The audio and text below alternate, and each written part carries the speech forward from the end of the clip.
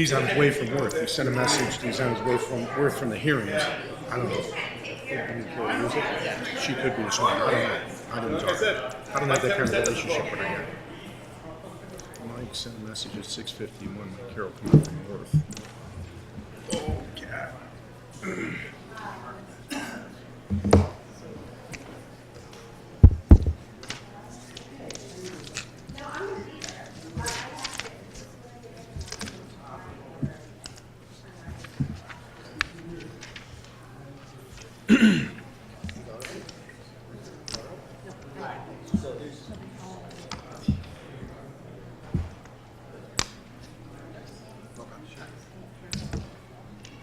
Here's making fun of my socks. I have to work the midnight shift, Christmas Eve, so I get off at 7 a.m. I could be at your house by like 4 a.m. Just don't let the baby. I gotta go shop.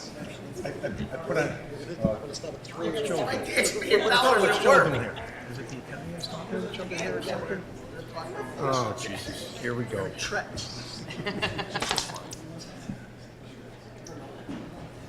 Don't let him hang over the chair. He's gonna fall on his head. But then he won't do it again. He doesn't have reasoning skills. What's wrong with you? You're a nurse. Where's John boy? Vacation? John? Where's Johnny at?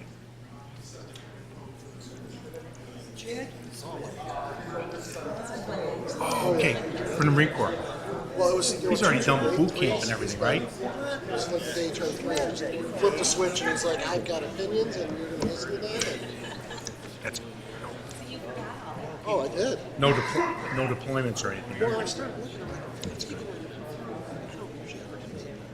I'm like, I haven't done this in years. Oh, because now I have a little kid that my wife's like, we have to trade off. I can't miss classroom time every time. I'm like, just don't mess with Mondays. We're usually good until right after Christmas. Till like,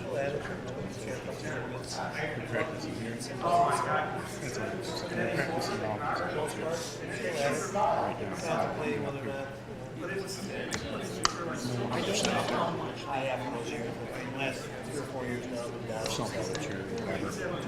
What's going on? Nothing. Oh, I want to throw it down just so it's not like, What's that? just so it's not it's like, Oh yeah. Don't blame me. I'd rather not do it. But my, you know what, I think I'm going to go talk to somebody, so we could always. I'll give a brief background. I'll tell her you gave a presentation to the board back in November 20th. Was it a No, committee? December 4th.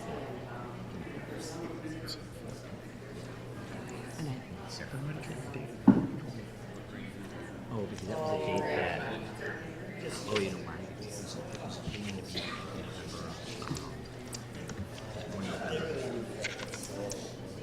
We had that one. Should we do it December 4th? No, I'm positive. Yeah, no, I'm positive. And I could jump.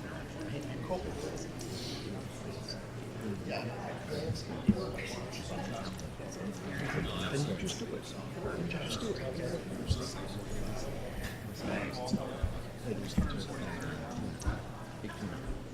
Okay.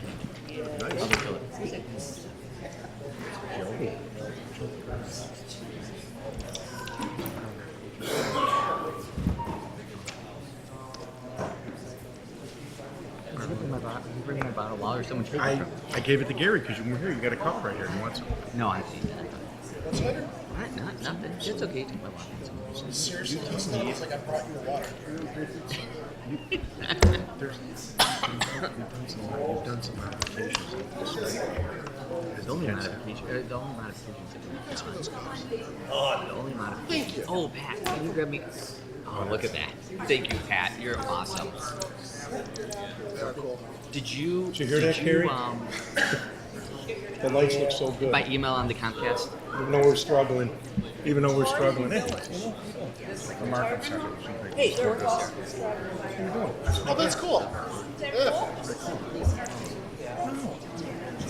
Oh, yeah. Get them out of the.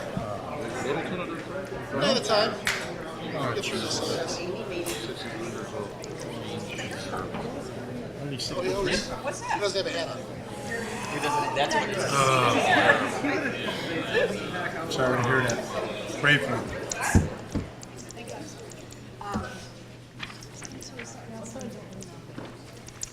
Dan, are we having time? Just that?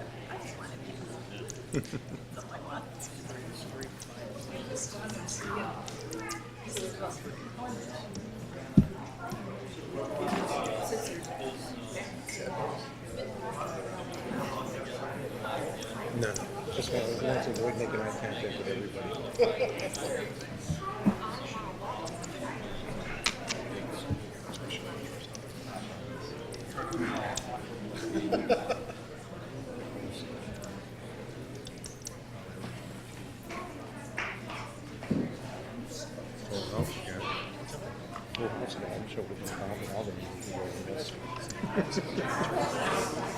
Oh, it never happened.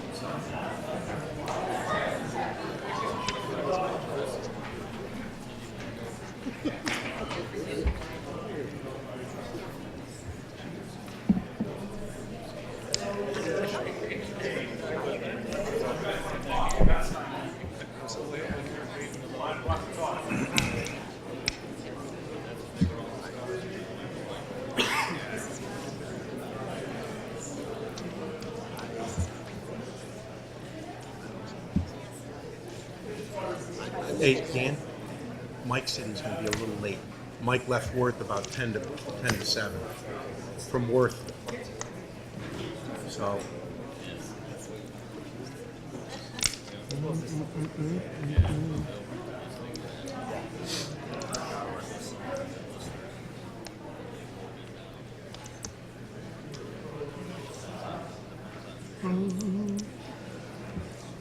What's that? Oh, yeah. So what are we going to do? Put some duct tape on those lights or what?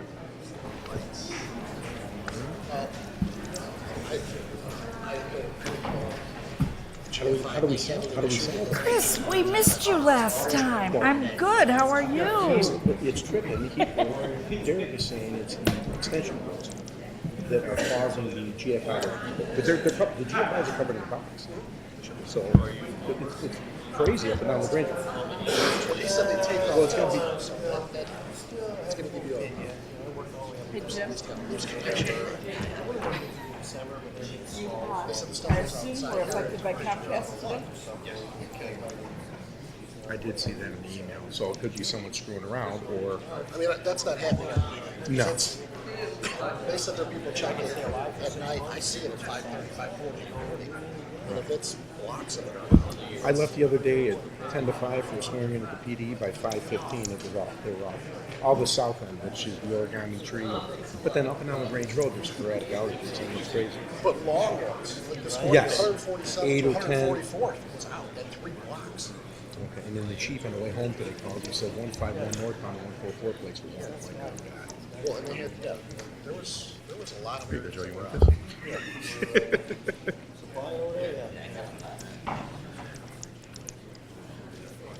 Yeah, it's a little place in town, remember? Everything, Merle. Yeah, oh, that was rocking area, everything like that. Yeah. No, let's go. Call the meeting to order. Joe, you could tell him. We'll call the meeting to order. Let's go. Trustee Fenton. Here. Trustee Dodge. Here. Trustee Gira. Here. Trustee Rusick. Trustee Calandrello. Here. Trustee Carroll. President Peacock.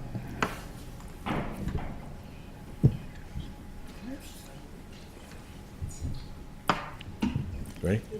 Please stand for the Pledge of Allegiance.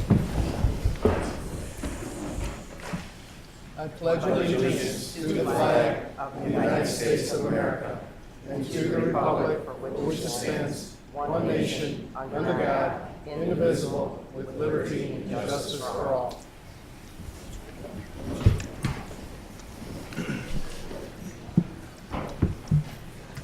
Approval of the November 20th, 2017 regular meeting minutes. Mr. Chairman, Trustee Fenton. move to approve the minutes of the Board of Trustees, November 20th, 2017. Second. Any questions or comments about the minutes? Hang on for a second.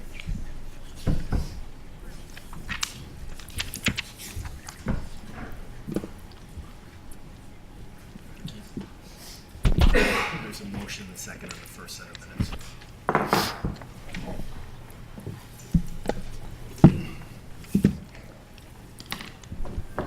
When you're ready. Yeah, there's a motion and a second on the floor. Waiting to call the roll. Are there any, are there any changes to the minutes? Call the roll. Trustee Fenton. Aye. Trustee Calandrello. Aye. Trustee Dodge. Aye. Trustee Gira. Aye. Trustee Rusick. Aye. Trustee Carroll. Mayor Peacock. Aye.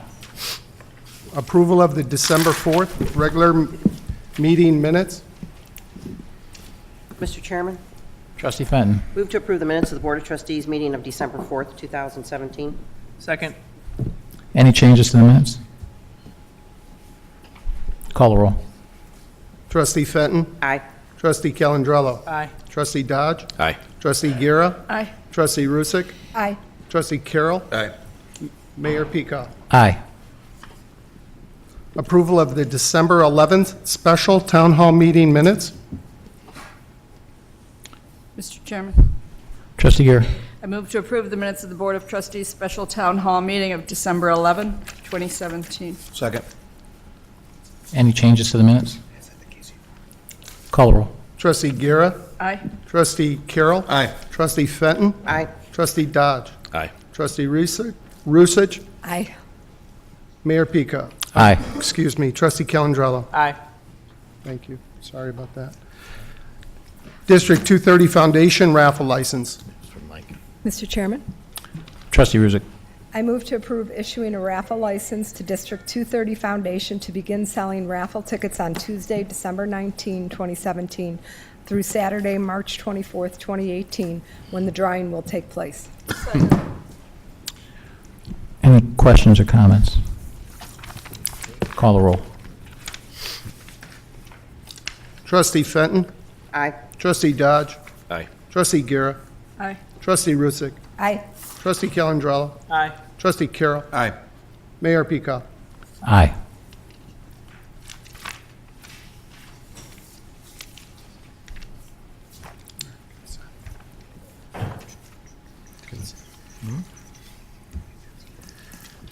Consent agenda, item A, December 1st, 2017 payroll approval. Item B, accounts payable for December 5th, 2017 through December 18th, 2017 approval. Item C, ice fishing on Lake Sedgwick, School District 230.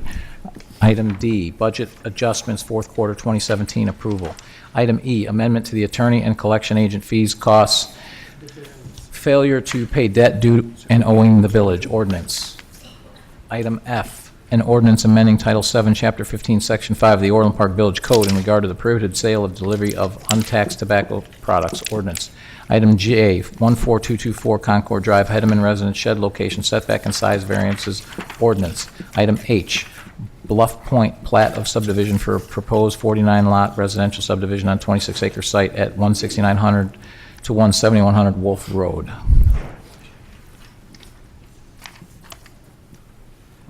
Any changes to the consent agenda? I'll entertain a motion. Mr. Chairman, Trustee Ruzick. I move to approve items A through H of the consent agenda. Second. Call the roll.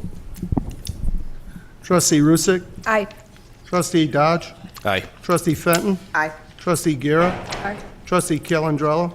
Aye. Trustee Carroll. Aye. Mayor Peacock. Aye. Mr. Chairman, Trustee Carroll. I move that we go into a public hearing for purposes of fiscal year 2018 budget. Second. Second. Call the roll. Trustee Carroll. Aye. Trustee Dodge. Aye. Trustee Fenton. Aye. Trustee Gira. Aye. Trustee Rusick. Aye. Trustee Calandrello. Aye. Mayor Peacock. Aye. This evening is the public hearing, annual public hearing as required by law regarding the 2018 fiscal year and calendar year 2018 budget for the village. A tentative budget has been prepared and on file with the village clerk's office for at least 30 days as required by law, and notice of this public hearing was published in the May 7th edition of the Orland Park Prairie which is at least a week prior to this public hearing. So the public hearing is open for public comment and board comments regarding this proposed 2018 budget. Is there anybody for public comment on the budget?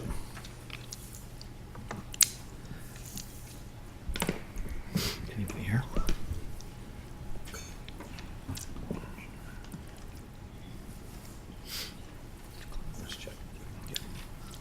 Are there any board comments? I guess, Mayor Pecan, for the board, do we want to have some of the discussion now or when we're about to actually vote on it? You can make the comments now, or we could do it later. It's a public hearing, so we can make them now. All right. Just, broadly, and I think this is mostly for the board and for the staff. We'll try not to go too deep in the budget for the folks in the audience.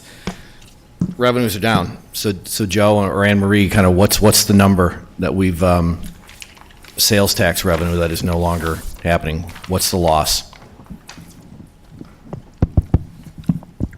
Trustee Dodge, when we were going through the budget process, we became aware of, or we saw the continued decline in our sales tax for the year. So we actually factored in about an $800,000 decrease in our sales tax revenue as compared to what we had originally thought we were going to get for 2017. Part of that $800,000 was actually a $400,000 reduction in what we think we're going to get for 17, and then we also reduced the 2018 budget by the same amount. Okay, so round numbers, how are we doing on the projection? What are we looking at in 2017 versus budget and versus prior? Okay, how far so, down are we? Yeah, so for 2017, when we originally... You might want to, Anne Marie, you might want to speak up. This is important. I feel like I'm talking loud.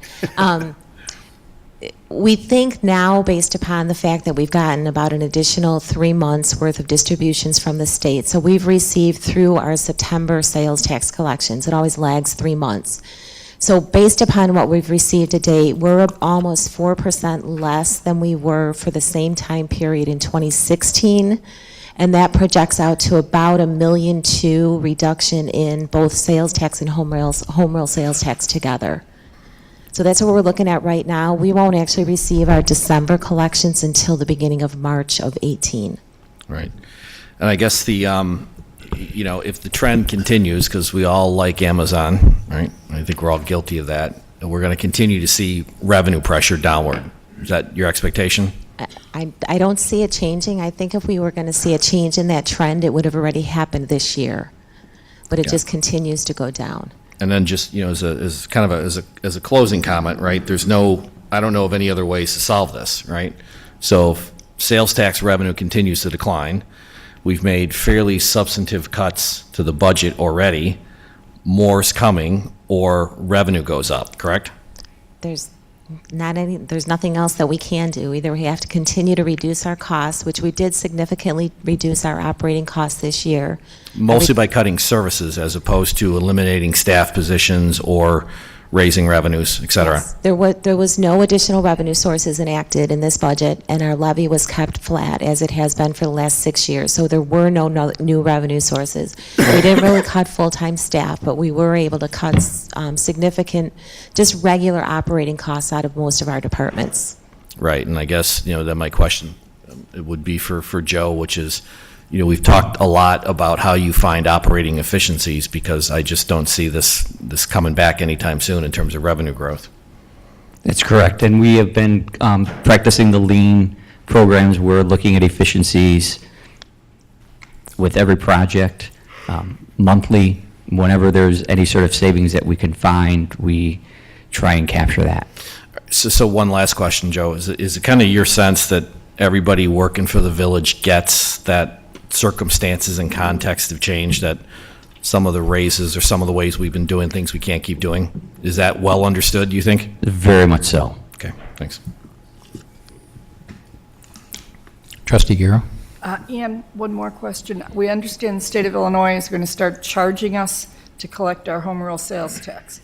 That's not included in this 1.2 million reduction, correct? When we put together the 2018 budget, we had already factored that in, and it is just on our home rule sales tax. It's not on our regular sales tax, so that was already factored into the budget. 2018, For but how much 2018. revenue do you think we will lose because of that in it's home about- rule sales tax? It's about $200,000. Any other comments? Trustee Ruzik. Yeah, so as you alluded to, Ann, this is, we have not raised our property tax levy in several years, and we're not raising it for next year. I can guarantee everyone in this room that their taxes will probably go up. It's not because of what our share of the taxes. The only thing we can control really is our property tax levy, and we have kept that flat. And we've been able to keep it flat because of the retail sales tax that we have, been fortunate to have with our large retail base. That is changing. So unfortunately, as Trustee Dodge commented, the search for additional revenue sources is going to continue. I appreciate staff's efforts at obtaining operating efficiencies. I love the reports we're getting on a biweekly basis where you're finding these savings. Keep that up. I mean, it does help us see that you guys are taking this very seriously. And if I could just mention one thing, that we did not touch any full-time staff, but we did eliminate some open positions and did reduce hours for part-time staff as well. So we're even looking at everything from changing hours of the sportsplex and different, and doing analysis based on the highest visitation rate and just looking at everything. Trustee Fenton. This is for staff. Are you planning on sending out notifications to the residents who are going to be losing some services that they've had in the past years? We will. We will start doing that. As we bring this stuff forward to the board for official approval for some of that, yes, we will be doing some informational pieces to those specific areas that services will be eliminated at. Any other comments? So Anne Marie, just for clarification as well, because I know I shot you an email today. When Amazon collects tax, they collect 6.25% state tax, and typically the state tax, when it's generated in Orland Park, generates 1% of that. So 100 basis points of that goes to us, because it's generated in Orland Park. If it was a non-Amazon, it was a non-internet sale, and 100 basis points goes into a pool for the whole state to share. My understanding from you is that if it's bought online, the state doesn't share anything with where it was originated from. They just share the pool, the 100 basis points for the pool. Is that correct? It's a little bit different, Mayor Peacock. So if the sale is generated in the Village of Orland Park at a store, that's considered a regular sales tax, and we get our 1% on that sale. If it's online and the sale is not shipped from the Village of Orland Park, but is shipped from elsewhere, or it takes place out of state, but we happen to have that store somewhere in the Village of Orland Park, we collect what's called a use tax instead. It's still 1%, so the percentage is the same. The difference is the 1% sales tax, that comes to us completely, that whole 1%. The 1% use tax is actually put into a fund and is distributed statewide based upon population. So we don't end up actually collecting that full 1% if the sale doesn't take place here. So we see a decline in our sales tax. We see a slight increase in our use tax because of that, but it's not one for one. But it's just a different way that it's distributed. Got it.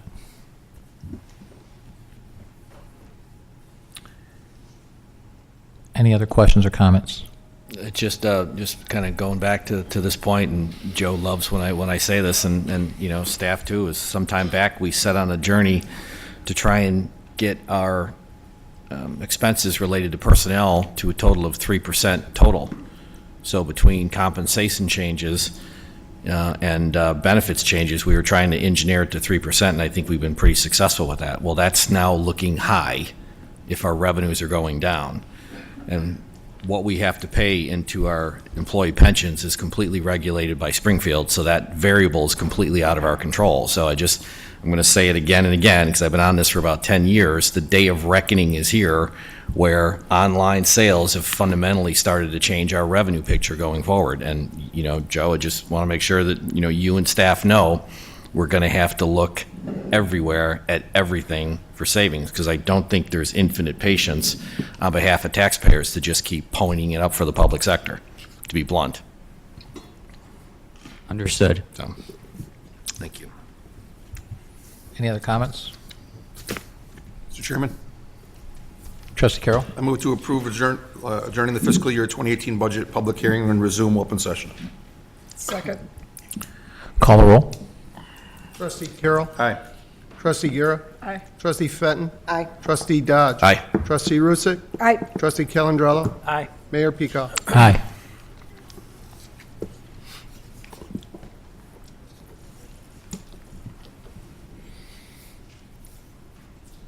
Public Works. Yeah. Public Works.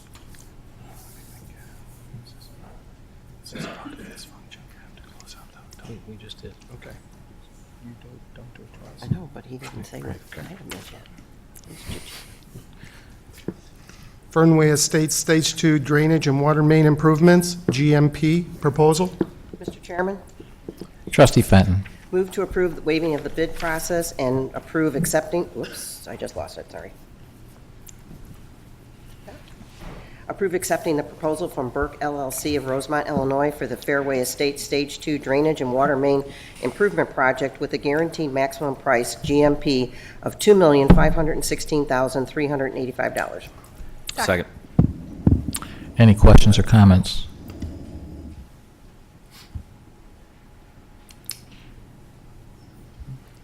One question I have is, was this put out for bid? Mr. Mayor, this project, we're waiving the bid process. We have worked with Christopher Burke Engineering on a number of similar projects, and actually this is just an extension of the Fairway project, which included stormwater improvements and water main improvements. So it's just an extension of a previous project? Correct. Correct. Thank you. Any other questions or comments? The question has been put. Call the roll. Trustee Fenton. Aye. Trustee Rusick. Aye. Trustee Dodge. Aye. Trustee Guerra. Aye. Trustee Calendrello. Aye. Trustee Carroll. Aye. Mayor Peacock. Aye. Orland Park Nature Center bid award. Mr. Chairman, Trustee Ruzick. I move to approve the award of the Orland Park Nature Center bid, including alternate 1 and 2 and 3, to the low bidder, Hacienda Landscaping, Inc. of Plainfield, Illinois, for a grand total bid price of $1,398,943, including a 10% contingency. Second. Mr. Chairman, Trustee Carroll. I'd like to inquire of Trustee Ruzick, since this is her committee. I didn't get a chance to talk to her before the meeting. I know I got an email on this project this afternoon, right before I was leaving to head to a hearing, so I didn't get a chance to read it. I was wondering if the chairman has read it and if it's something that we want to table until it's been investigated, or whether that's been cleared or not before I vote on the bid. I don't want to table it because it's your committee, but just wanted to inquire before I voted. Mr. Chairman? Trustee Ruzick. So yes, this was discussed tonight at committee, and the email in particular was discussed in depth. The contractor was here, and they, along with their attorney, explained some of those and the source of those. None of the complaints that were pending with the Department of Labor were sustained. So we, at the committee level, felt it was appropriate to move it forward. We had, just so you're aware, one of the issues had to do with whether they had conducted proper apprenticeship training according to the Department of Labor standards, and we had the attorney look into that and had the appropriate paperwork confirming that they had. Thank you. So it was staff's opinion that they had met all the bid requirements as the low bidder. Thank you. And before we get any more comments from the board, there are 3 people that want to speak on this bid, so we'll let them speak now before we comment. And so, John Cooney. That's the end of the people from the Illinois, Iowa, Indiana Foundation speak. I could be able to address theirs.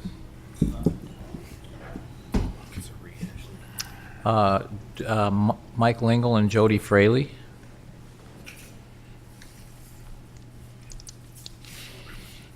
Good evening. My name is Mike Lingle. Excuse me.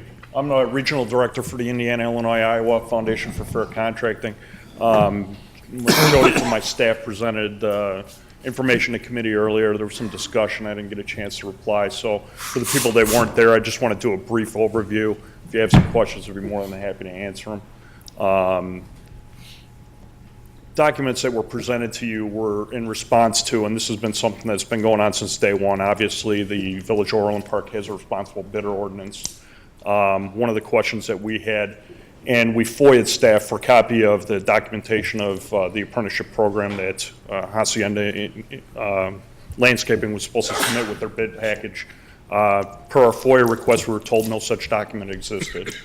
To follow up on that, on October 11th, the City of Aurora rejected the bid of Hacienda, specifically cited because they did not show proof of apprenticeship on October 11th. So I find it hard to believe that there was no document and Aurora was unable to show or rejected their bid for apprenticeship. So I would like to see those documents eventually when they are available. Some of the other documents and some of the other information that was presented pertain to a bid in Dyer, Indiana recently in October. That was rejected according to the Dyer Park Board because of lack of compliance with bid requirements as far as they didn't do E-Verify and they refused to sign an affidavit that they were going to use people that were legally here in the country to work. So that was part of the new information that was submitted this afternoon in conjunction with the original bid protest that was submitted. One of the main requirements in your bid package were 3 references of similar size and scope. Committee heard from Upland Design, and the only project that they could reference was a value of $600,000. It's my experience that Hacienda almost exclusively does playgrounds. That's all I've seen them do for the last approximately 4 years that they've been in business. The scope and size of work on this project is nothing near what they've done ever in their, in their career that I'm aware of, and it does not meet the request that you made for similar size and scope of work within. There are numerous places that have rejected Hacienda's bid. Some of them cite responsible bidder ordinances. Some of them cite work issues. There were problems with a project that they did in Vernon Hills, project in Skokie that they had problems with, project at Fox Valley Park District, and most recently a small project at the Homer Glen School District where they had to do about $40,000 worth of concrete work, and that project was not done on time, and there were numerous issues. There's copies of the emails from staff there. So if there's any questions I can answer, I'd be more than happy to. Mr. Chairman? Trustee Carroll. If I just ask the gentleman to tell me a little bit about your association. I'm not familiar with it, so if you could tell me exactly what. We're a not-for-profit association. We represent signatory contractors that do public works construction. We monitor construction projects on the public sector from inception through finish. We monitor market share, et cetera, and we focus on contractors that are not responsible.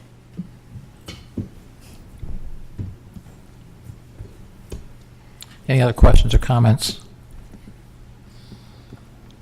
Thank you for your time. Thank you. You're welcome, thank you.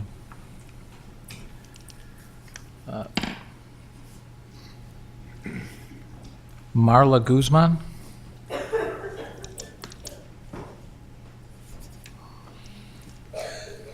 Hi, my name is Maria Guzman. I'm the owner of Hacienda Landscaping.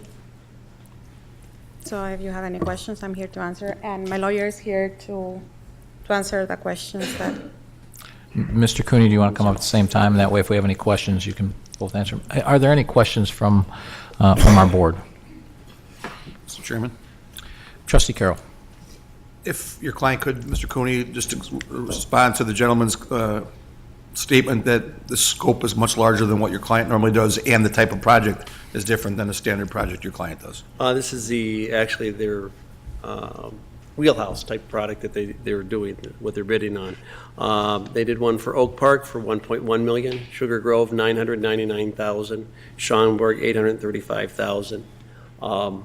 This is not beyond their means or their scope of work. The email that you all received, we have not received that. We have not been able to address that. It has been submitted to numerous boards in response to Hacienda being awarded the low bid. Majority of those we have received the contracts for. As to some of the specific items that they mentioned is the Aurora bid that they claim that they did not comply with the apprenticeship program. That was just requested on October 11th. It was submitted, and they haven't, from our knowledge, they have not awarded the bid. In Indiana, we were an Illinois company going into Indiana to bid. There is numerous requirements out there. All of their employees are authorized people to work in the Illinois as well as the United States. This comes down to a competing philosophy of how you hire your employees. The certified payroll, all the employees are paid wages and all the benefits that they would receive if they were union contractors. They are not union, and the employees do not want to be union contractors. So let's say, example, they're going to get $50 an hour for working as a landscaper in wages, as opposed to half of that for wages if they were a union contractor, and the balance going to the union for various funds to pay for pension and various other training funds, et cetera, which they have, Hacienda does on their own. That has been approved by the Department of Labor. So it also pays for buildings for the union, pays for the employees for the union, the non-workers out in the field, pays for the individuals to go out and take photographs of them at sites. Again, we haven't seen the emails, so we can't talk about the specifics. They have had over hundreds of contracts for public entities, and representing them for 4 years, I have never had a liquidated damage assessed against them. Never had a complaint for liquidated damage of not finishing on time or finishing within budget. I've never been involved in a litigation for a mechanics lien or trying to recover retentions for them. In fact, I've never had any complaints from any of their customers in that type of litigation. I can handle any other questions. If I could just follow up, how long have you been representing Hacienda? Since 2013. They've been around since 2012. Okay. Mr. Chairman? Trustee Fenton. During the committee meeting, you addressed the issue that they brought up about the Homer Glen, so maybe for the benefit of the rest of the board members, if you could address the Homer Glen situation. Homer Glen, it was a small project that was complete. The punch list was completed last Friday. There's been no complaints that they have received. Anything else? Any other questions or comments? Thank you for your time. Any other questions or comments on this issue? Mr. Chairman? Trustee Fenton. Just for the record, for clarification for some of the board members, this scope of work does not include the building. This is strictly for the passive. This is the paths, the paver brick parking lot, some outlooks, and trails. This has nothing to do with the building at all. Any other questions or comments? The question has been put and seconded. Call the roll. Trustee Rusick? Aye. Trustee Calandrello? Aye. Trustee Fenton? Aye. Trustee Dodge? Aye. Trustee Guerra? Aye. Trustee Carroll? Aye. Mayor Pica? Aye. John Humphrey, discussion renovation project. Mr. Mayor, Trustee Calandrello. I move to postpone the relocation of the community football program from the John Humphrey Complex and direct staff to undertake a more comprehensive planning review of the various needs of the sports programs of our village, and direct staff to develop a long-term conceptual redevelopment plan for the entire village property and be presented to the village board for further consideration. Second. Any questions or comments? And I believe staff has a presentation to give if people want to wait to make their comments. Go ahead. Okay. So just to kind of recap from last year, or last committee meeting, just to kind of go over, as we had stated before in the committee meeting, the village board allocated about $20,000 to take a look over at the John Humphrey complex, because we've had, for at least the last 3 years, a number of concerns with the field conditions brought up by the organizations that utilize that. So based on that, that's okay, it's okay, we got it right here. Just to go real quickly through this, part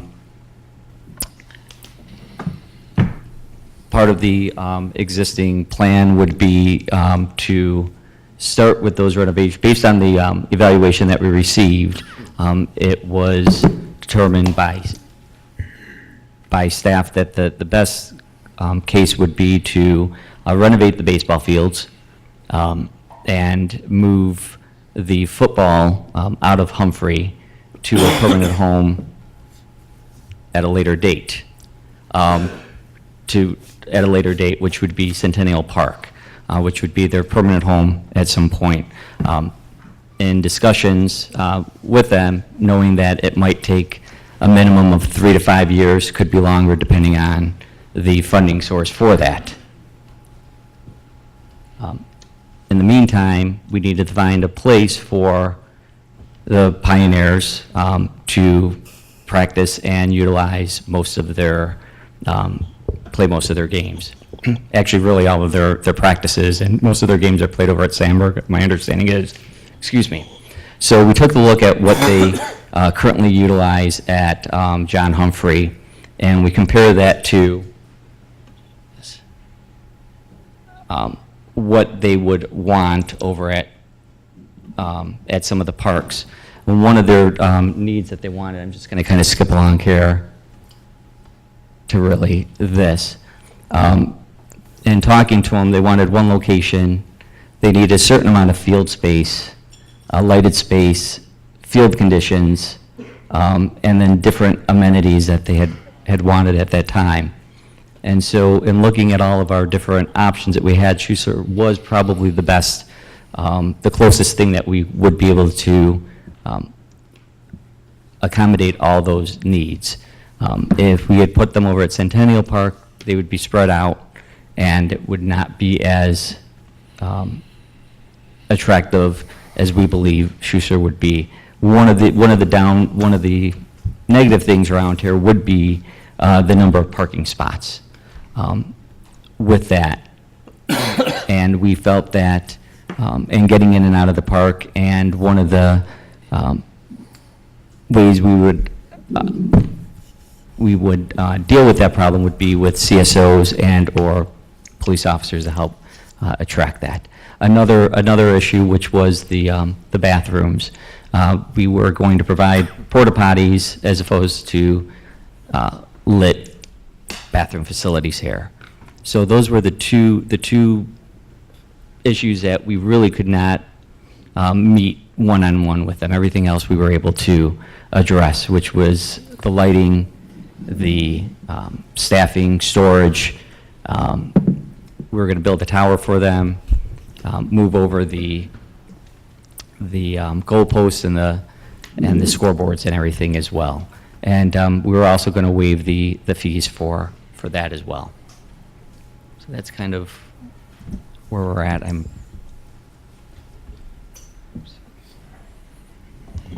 John, I don't know if you want to. Is that it?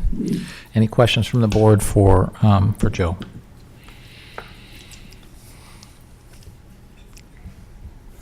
Mr. Mayor? Trustee Calandrello. I've got a quick question for Joe. Other than Pioneers, other organization uses that field also, including St. Michael's for the game day, including the Knights. Is that correct? That is correct. Okay.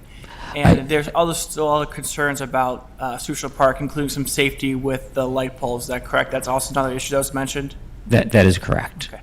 I have some comments, but I'm done with questioning of Joe. Thank you. Do you want to have the public comments or board comments? So we have some people in the public that put in to speak Joe Pavoni.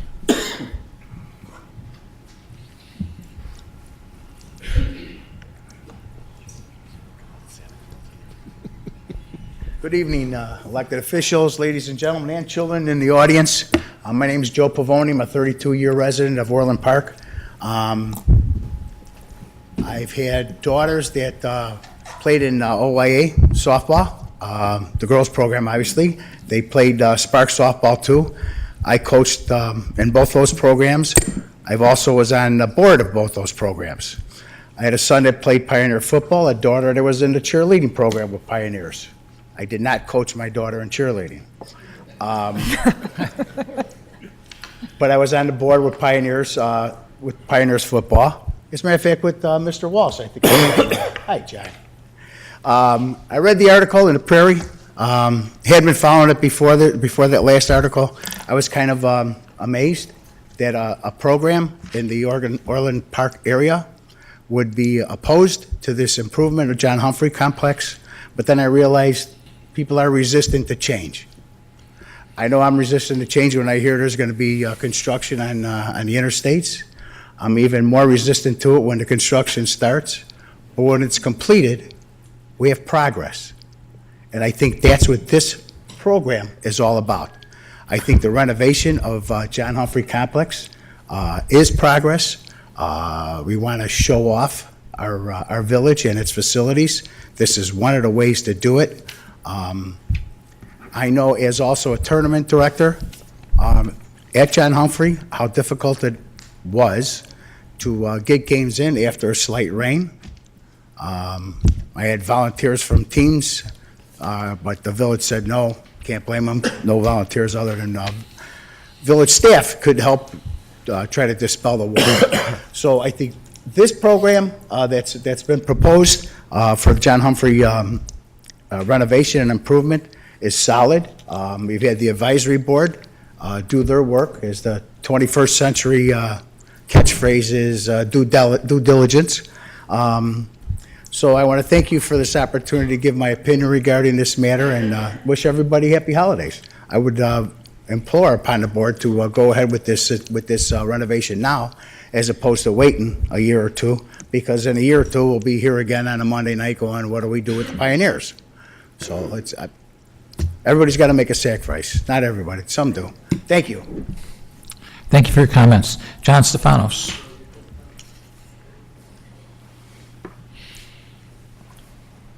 Hello again. Sorry, I got a cold. The first question I have for everybody, and I appreciate the comments ahead of me, was how many of you have actually visited the Schussler Fields recently?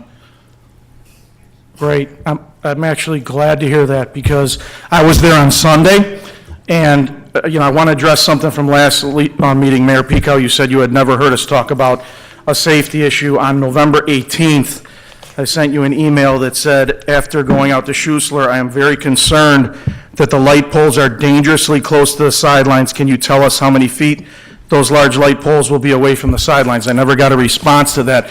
So Sunday, I went out with my measuring tape, and fortunately for us, I believe the village actually lined the field, and that helped a lot, because then I could actually measure.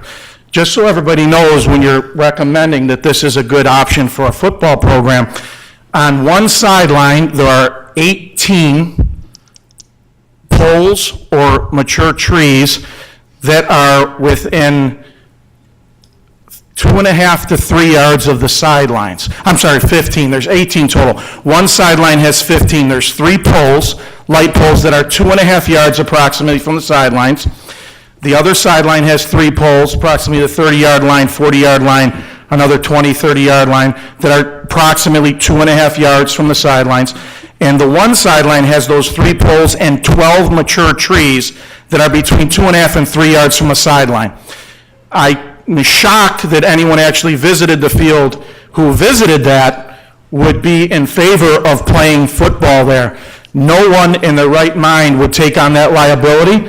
That's why, for one, this is absolutely not an option. That is within any reasonable distance of safety. The players are not even allowed to stand that close to a sidelines.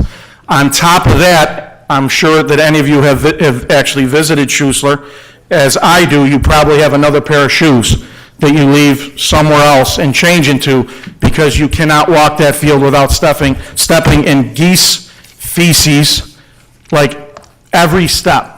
I have a pair of shoes that I have to change into when I actually walk Schuessler Park because I spend the time to go out there and actually analyze the options you present. I don't take lightly what the staff has done and try to come up with a solution, as I did the first meeting with staff, as I did the meeting with Mayor Peacock. When something is presented, not only I, but the rest of our board goes and visits the field and the options.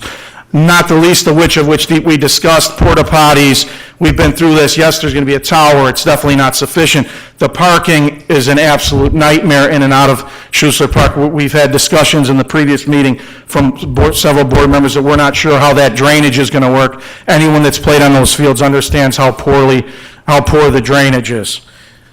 I also, want to address a couple comments, and this kind of leads into, I don't really need to rehash the whole agreement, non-agreement thing, but Mayor Pico, you did send out a recent email, and I want to address this. It basically stated, first, that you basically scolded Trustee Calandrello for bringing this up in a committee, and fortunately for us, we want to thank you, which I believe you did appoint Dan Calandrello to the Parks and Recs, and we want to thank you for bringing that up so we could have a forum to speak, where it wasn't behind closed doors, where there's obviously some differences of opinions of what actually happened. Here, at least, hundreds of people can see and hear for themselves and make their own decisions, which is what we should do as a community. On top of that, one statement you made that I have a real problem with, because it's just black and white, and this kind of leads to a lot of these issues, is you stated, for this reason, the Pioneers and other organizations need to be relocated. Staff had held several meetings with these organizations, including the Pioneers. That's just false. Brian Cooper will tell you that he was in exactly one meeting. Pete Verdoliak will tell you he was in exactly one meeting. We were in exactly one meeting with staff regarding the relocation of the Pioneers.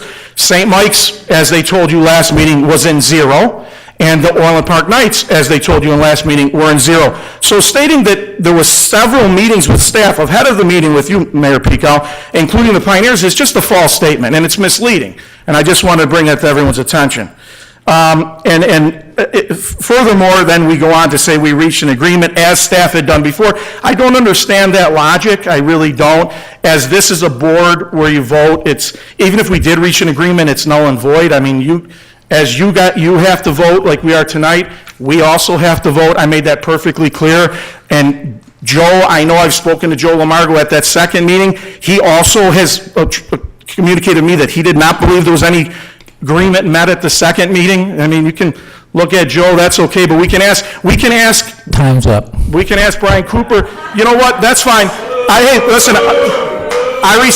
respect that. I just want, in closing, want to state that there's no winners or losers here. There's only losers, the kids in this community. This is not about winning and losing. This is about providing a safe environment and providing for a program that's been around 40-plus years that's done a lot of good. We have 4 players from the Pioneers that are playing in the Ivy League. 6 minutes. We have NFL players. Is 3. We have Division I coaches. We have great kids. I appreciate your time. Time's up. Thank you.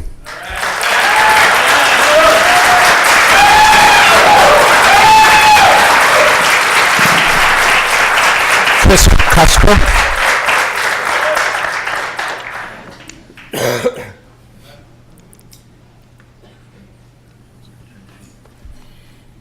Good evening, all trustees. Thank you for your time. My name's Chris Cusper. I've been involved at the OIA for Boys for 10 years. I was board president for 4 years. I've had many meetings about these field conditions. Okay, everybody in here understands the field conditions are poor here. They're actually borderline embarrassing sometimes. Okay, so we've had many meetings. I've talked to 7 different trustees in different meetings at different times. Okay. I've run multiple programs over the years, and I've had dealings with various people on the board many times. The issue with the field conditions isn't a new issue. These fields have been updated.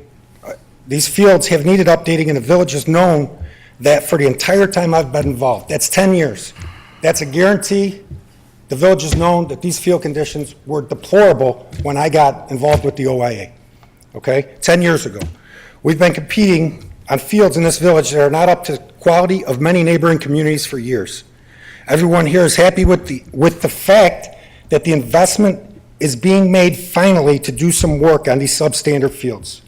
My question is simple. If we've waited 10 years, what is the big rush? Why are we going to push this through immediately? For what reason? If we've waited 10 years, why can't we push this off another 8 months and get a viable solution for the pioneers? Because this is, because quite honestly, Schuessler Park is a joke. It's one of the worst parks in the village. By far, not even close. The playing conditions at Schuessler Park for any sport are terrible. They're awful. The fine volunteer, not-for-profit programs that run this village's sporting programs for our youth have banded together. That was exactly what I wanted to do when I became president. That is something this board should be proud of and celebrate, not tear down. This board benefits from many volunteers that run all of these organizations at no cost to the village. We don't think it's asking too much for this simple extension. To throw money at this issue and not get it right the first time would be disastrous.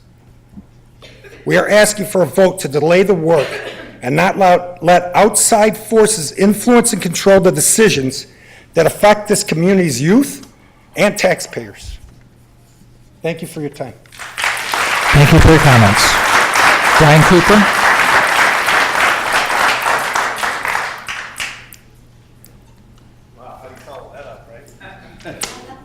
Hey guys, thank you guys so much for your time. My name is Brian Cooper. I lived in Orland Park for 42 years. My family set down roots here in 1860. So with that being said, I have tremendous amount of pride and respect for this town, for who reside in here, both young and old. As a way to give back to the community who has given my family so much over the years, I currently volunteer my time as the president of the OIA for Boys. The OIA Boys was established in Orland Park in 1962, and it currently has almost 2,000 kids in the program, 90% of them being residents.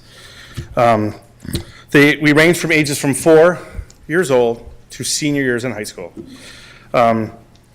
We host travel and rec, baseball and basketball, and we currently have a travel soccer program. We sat down as a board and complained about the field conditions like Mr. Cusper said before. Trustee Pacquiera regarded the field conditions at the Humphrey Complex. We presented at that meeting was Mr. Lamargo, Chris Cusper, John Stefanos, Patricia Guerra, myself, and a few other the village employees. Trustee Guerra went to her next board budget meeting and managed to secure $600,000 to be allocated towards the John Humphrey Complex. We are truly grateful to Trustee Guerra for not only listening to our concerns, but also for acting on behalf of the children in Orland Park and securing this money for them. With that being said, at no point was the displacement of the Orland Park Pioneers ever discussed. As we, as a united board, are 100% in agreement that the Pioneers should not be moved from John Humphrey. And at this point, we believe in the best interest of all youth of Orland Park that we take a pause, we relax, and we assess the situation. I also understand that you, Mr. Mayor, just appointed Trustee Dan Caladrello to this committee the 1st of December. I would ask you, trusting yourself, and give Trustee Dan Caladrello the time to evaluate all the options. As everyone has a problem, we have a solution. I am offering to form a committee with your staff to come up with the great option for all the youth of Orland Park. Thank you for your time. Thank you for your time. Thank you for your comments. Katie Ruiz.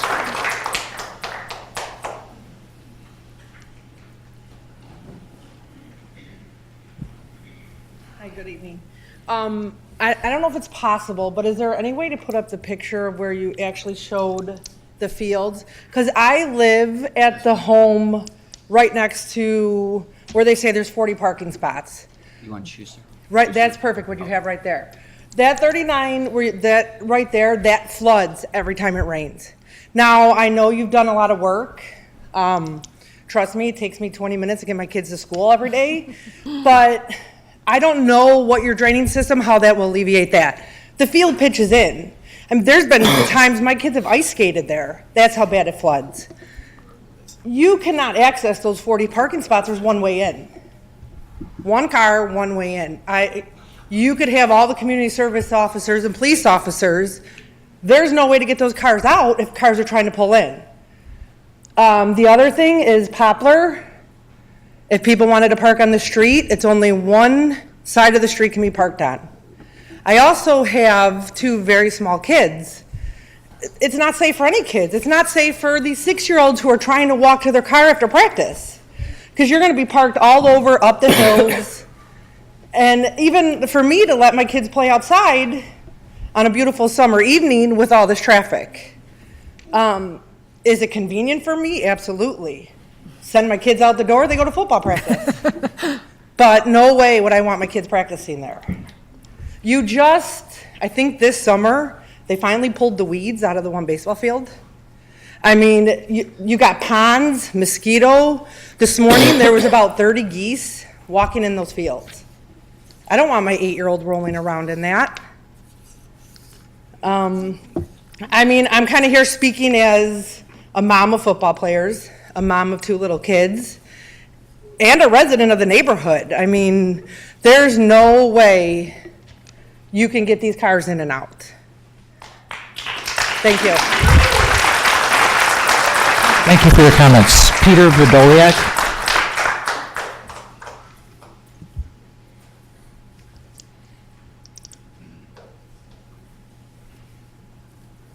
Good evening, everybody. My name is Peter Verdoliak.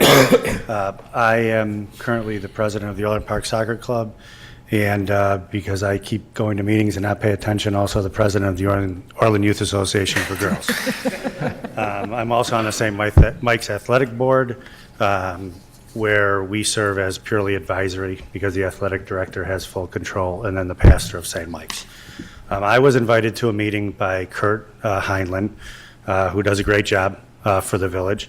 Several members of staff were there, including Joe Lamargo, who's also been great to work with. And it was, I believe, a weekday at 9 a.m. It was difficult for me to get there due to work. I showed up a little bit late.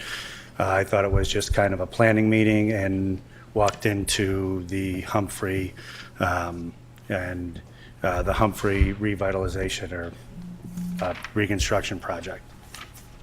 At the meeting, I realized that as the Pioneers would be displaced, so would other football programs, including St. Mike's. I told them of my involvement there, but that I would not have any authority regarding that. St. Mike's and Orland Park Soccer Club have used Schussler for soccer for a long time. I heard the concerns that were presented at that meeting regarding Eagle Ridge 1 and Eagle Ridge 2. And in looking at the different options and knowing the fields very well, I've run the OIA girls tournament at Humphrey for years and have extensive knowledge of those fields.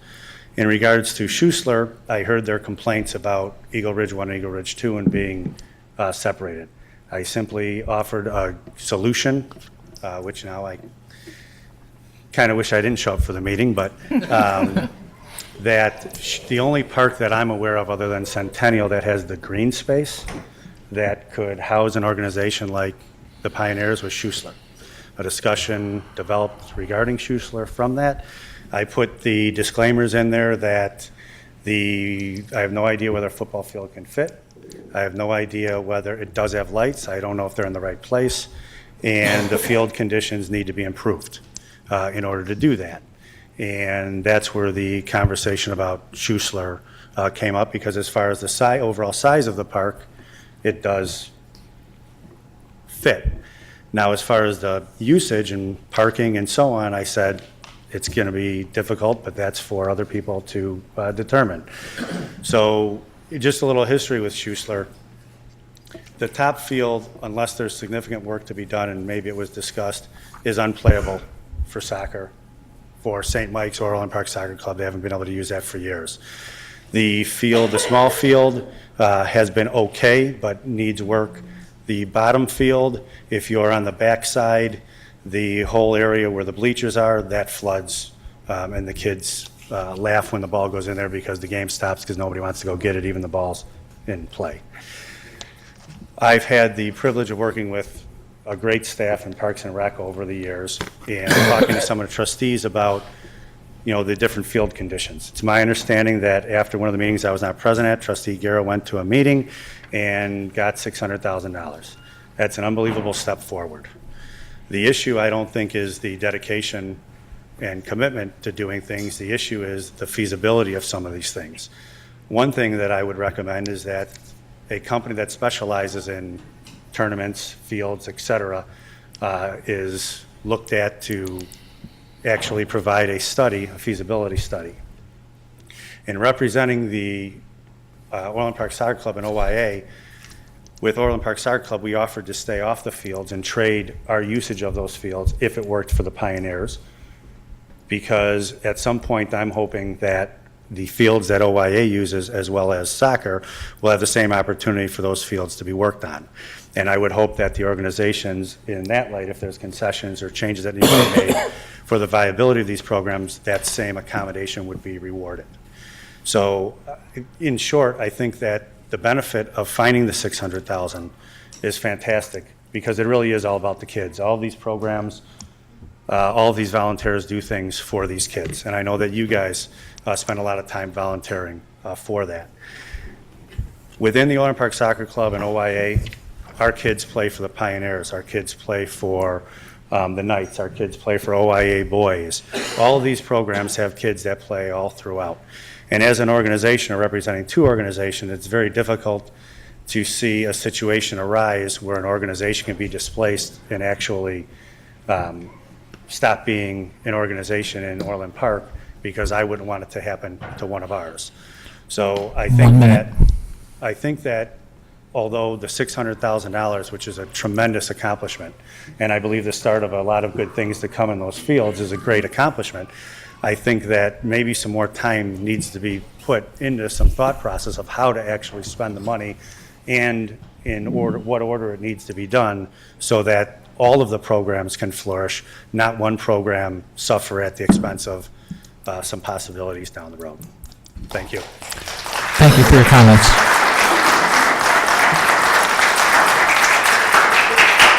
Does the board have any comments or questions?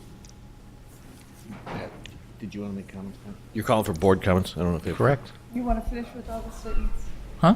Are there others that signed up to speak? There's nobody else signed up. Oh, there's nobody else. Okay. Then, yeah, I have a couple of comments.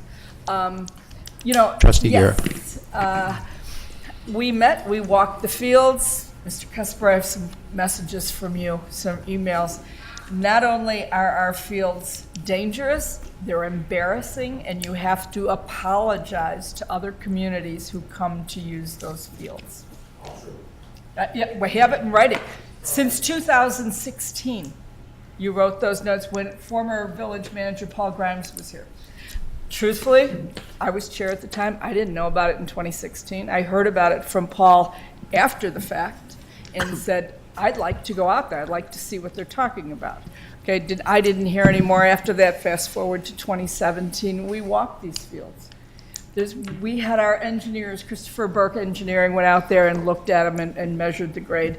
And it's, I believe, a 6-foot drop from the pitcher's mound to the outfield. It's been made abundantly clear that no matter what happens here in terms of renovating those fields, that field cannot be used next year.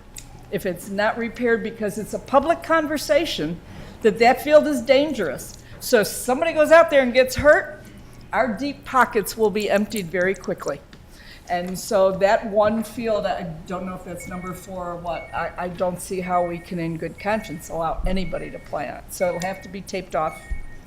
So that takes that takes out an OYA or a Pioneer field, because, Joe, can you put we have an image of Humphrey?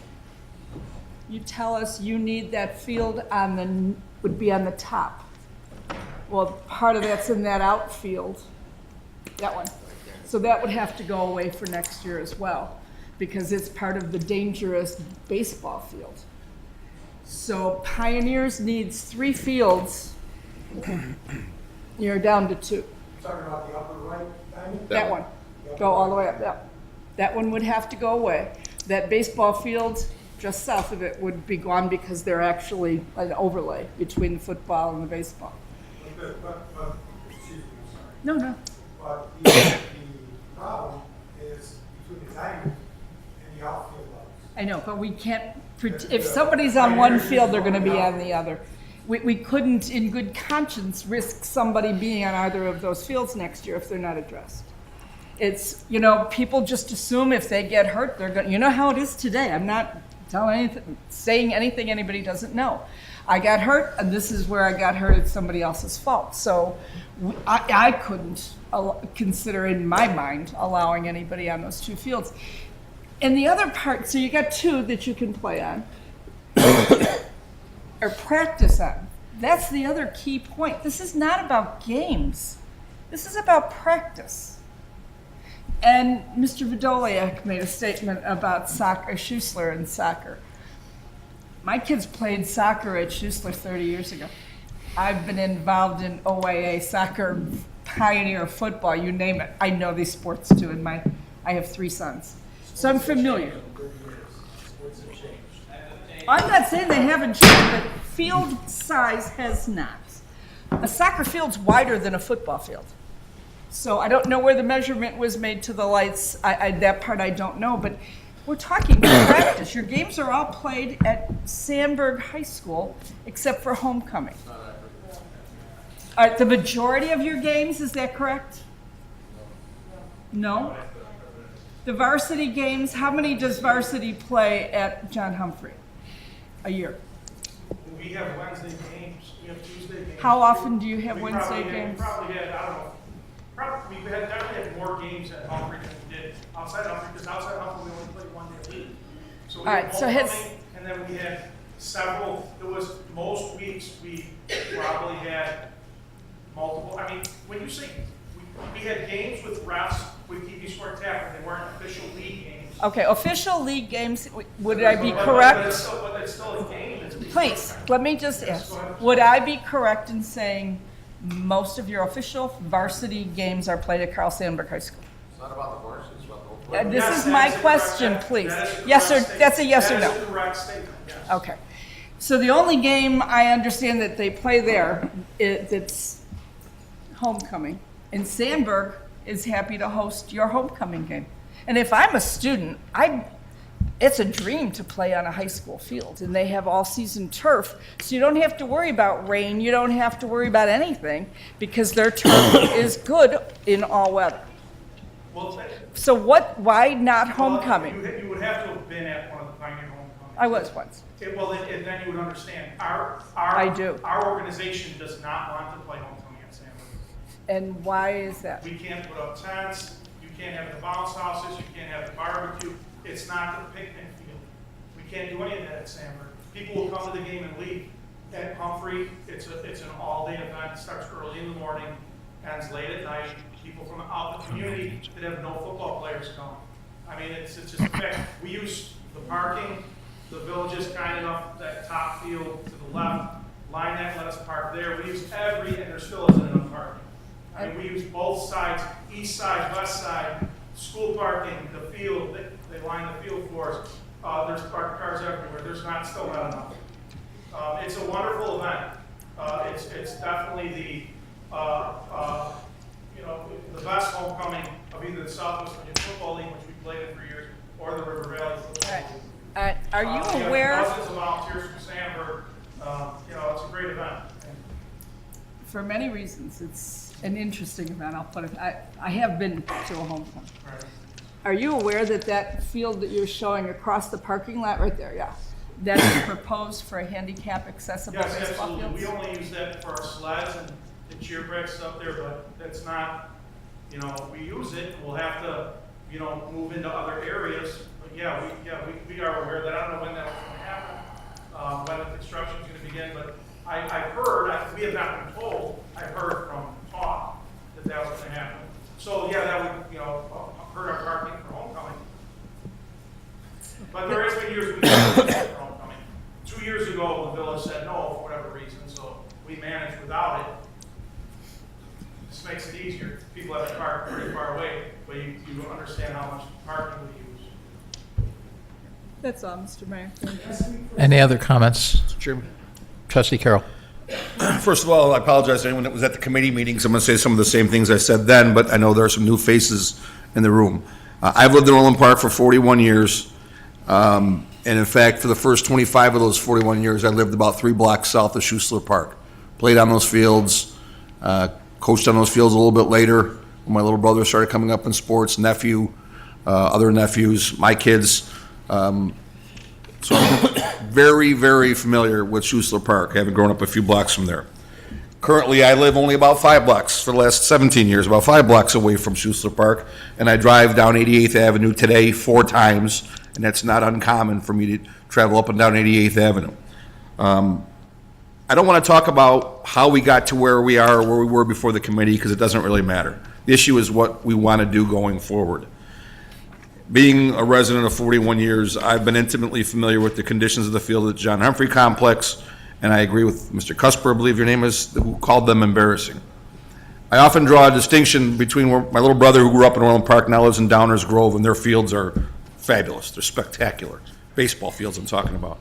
But they have a park district, and they have a separate taxing body that's paying for just those fields. We have a Parks and Rec department that shares all the same money that our police department shares, our public works department, all the other facilities and departments and services that we provide are all out of that 7 cents on the dollar that we were talking about during our budget hearing. So I'm aware of it. But I've been aware of the condition of the fields at John Humphrey Complex for a long time. I remember when I first got elected to the board, Coach Mike Sell and I talked. He had walked the fields at John Humphrey Complex with then village manager Grimes, and I was made aware of the condition of the football field that the Pioneers were playing on then. So I am also tickled that Trustee Garrett was able to get that $600,000 to start revitalizing Humphrey Complex. Like Mr. Vidoliak said, though, I did not know that was at the removal of the Pioneers program in order to do so. First I heard of that was relatively recently. So again, my history of Schuessler, first of all, the fields, and the one lady that lives right next to the parking lot, I share her concern as well. As I told Mr. Lamargo, our village manager, I think what staff did was excellent. When they were asked to do is find us square footage, find us parking spaces, and where can we put the Pioneers. On paper, Schuessler looks better than it is in reality, because one of the things that Mr. Lamargo mentioned was the number of parking spaces. Not only are there, I think if I remember from the slides correctly, 80 fewer spaces, a good number of those spaces are along Gulfview or along Poplar, which are narrow residential streets. Traveling down 88th Avenue as often as I do, when there's a soccer game, which has a lot fewer players and coaches than a football game, it's a nightmare. Yes, it is. It's a nightmare to get through that neighborhood. You can tell the parents, especially visiting parents, where you want them to park, but we all know they're going to park wherever they can put their car. We are going to have 2 subdivisions, Fairway and Maycliff, screaming at us for allowing people to block their driveways, to clog up their streets. We're not talking a major artery like West Avenue where Humphrey Complex is. We're talking 88th Avenue, which is narrow. We're talking about Gulfview, which is even narrower. And we're talking about Poplar, which is narrow and curvy. So to me, we can say that the square footage is the same or better. We could say the parking spaces are approximately the same. To me, Humphrey is absolutely a non-starter to put the Pioneers at. And that's what I mentioned at the committee meeting. Schuessler, I'm sorry if I said it incorrect. Thanks for the correction. Schuessler's a non-starter for me for the Pioneers. I don't think it's a good solution based on my very deep knowledge of Schuessler Park and the neighborhood.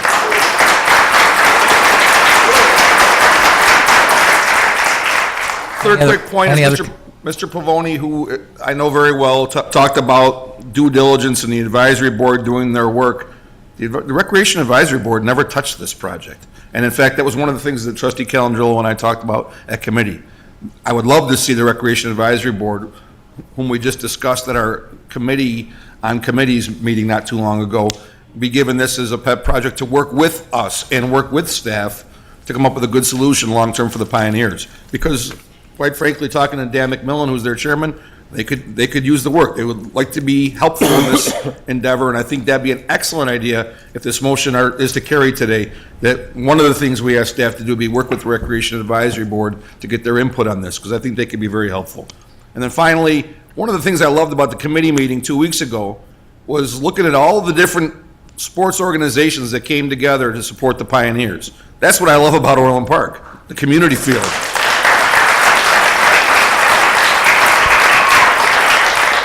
Brian Cooper, who I've known since he was a little kid, coming out on behalf of OIA saying, we want to help the Pioneers.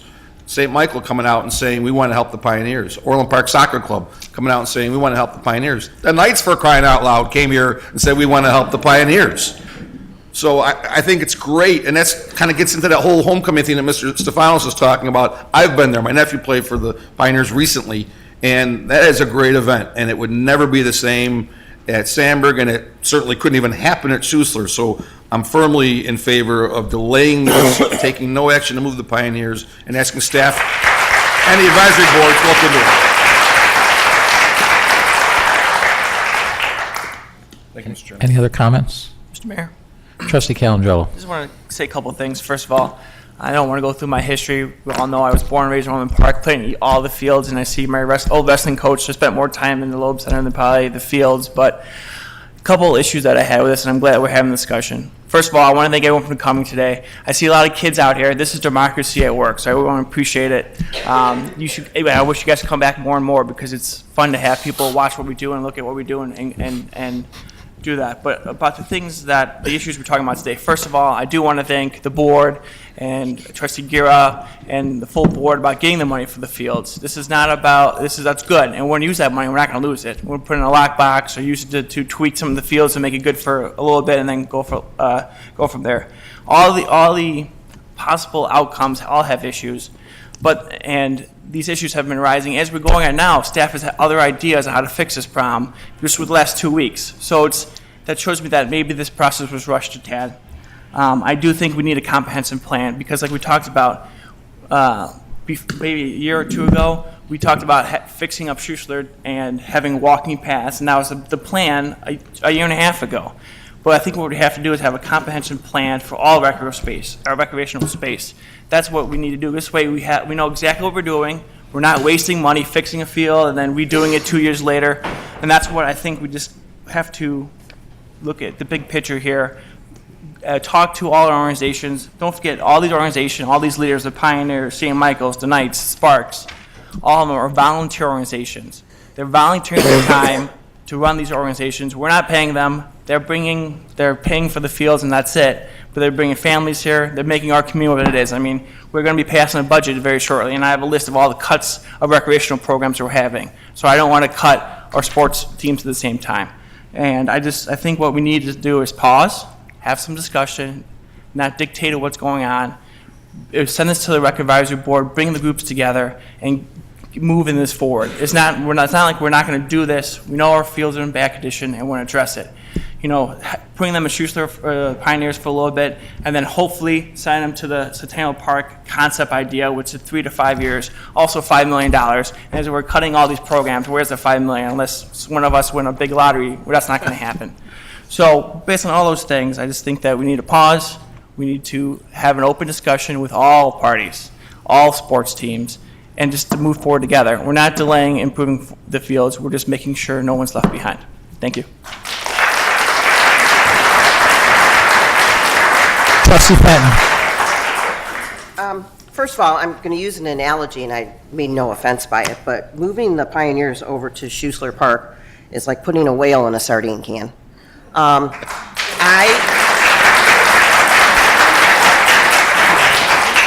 I've lived on the north end of Orland Park for 39 years. Both of my kids were in the soccer program, and that's where we played.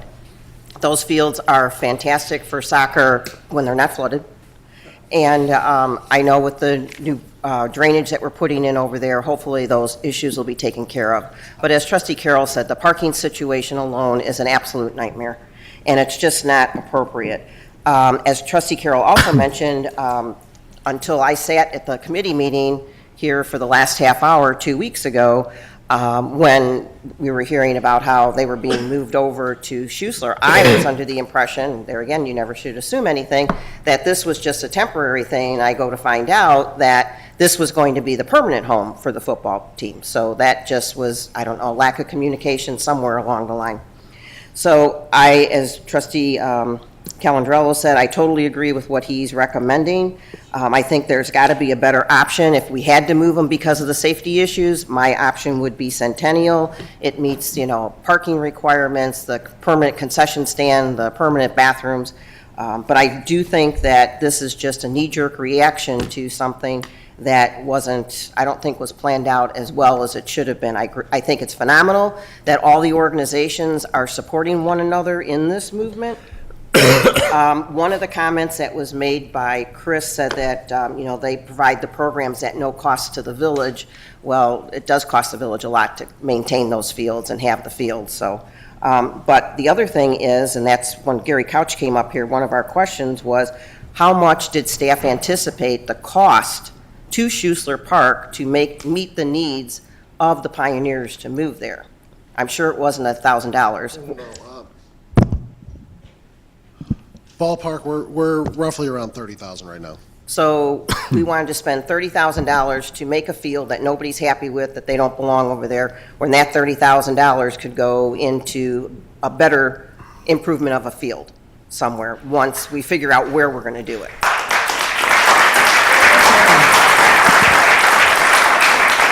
Something else that I asked staff to contact some of the other football organizations, and there again, I'm in all support here, people, and how their communities support their teams, and for example, like Tinley Park Bulldogs.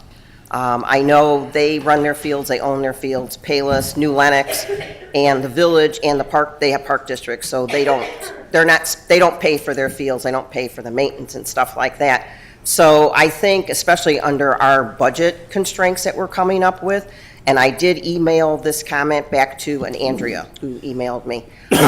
Maybe it's time that we need to start all looking for, I hate to use the word fundraising because you're never going to raise enough money, but sponsorships, which I know the teams in Payless on the field on Southwest Highway, that field is all under sponsorship, and I know Oaklawn does the same thing too. So I think by postponing this and sending it to the Rec Advisory Board, maybe there's a lot of solutions out there that we could get to the ultimate football complex or whatever you want to call it out there. But I think we all have to work together and can't just expect the 7 of us up here to magically come up with the money, because we'll give poor Anne Marie a heart attack over here because she's the one that tells us we don't have the money.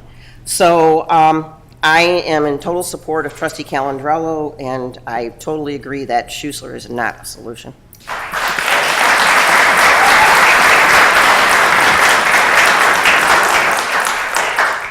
Mr. Chairman? Trustee Riddick. I'm going to be brief because a lot of things have already been said, but I would say I'm one of the trustees that was not aware of the conditions that our fields were in. My son played Pioneers years ago. My husband was a coach. Everything was fine, but those were many years ago. I think I was made aware when Trustee Gira approached several of us about, considering, when we got out of the 9750 project a couple of months ago, there were some surplus funds that we decided what would be good for this, to use these for. And the idea of making these improvements to our fields came up. When I was in support of that and talked to the village manager and said yes, and he told me it was going to be used at Humphrey, I assumed the Pioneers would be, I didn't know they were going to be displaced for even one season. And if they were displaced, I assumed they were going to go back there. So it's only recently that it's come to my attention that, the plan that staff had devised was going to permanently relocate the Pioneers. So I think that Trustee Calandrello's suggestion of doing an assessment of all of our parks and their playing conditions prior to spending $600,000 that we just found a couple of months ago seems like a good business decision for the board to do. So.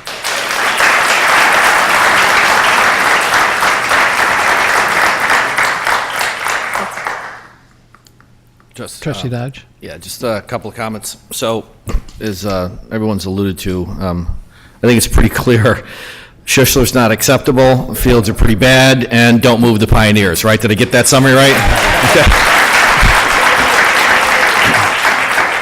Just making sure you guys are, I don't know if Pete's still here, but Pete referenced a broader study or get some professionals to help us look at the idea of more of a tournament type of facility. So that's already a work in progress. We've been following up with some folks that Pete introduced us to a while. So that's a work in progress about potentially solving for the bigger picture issues around tournaments.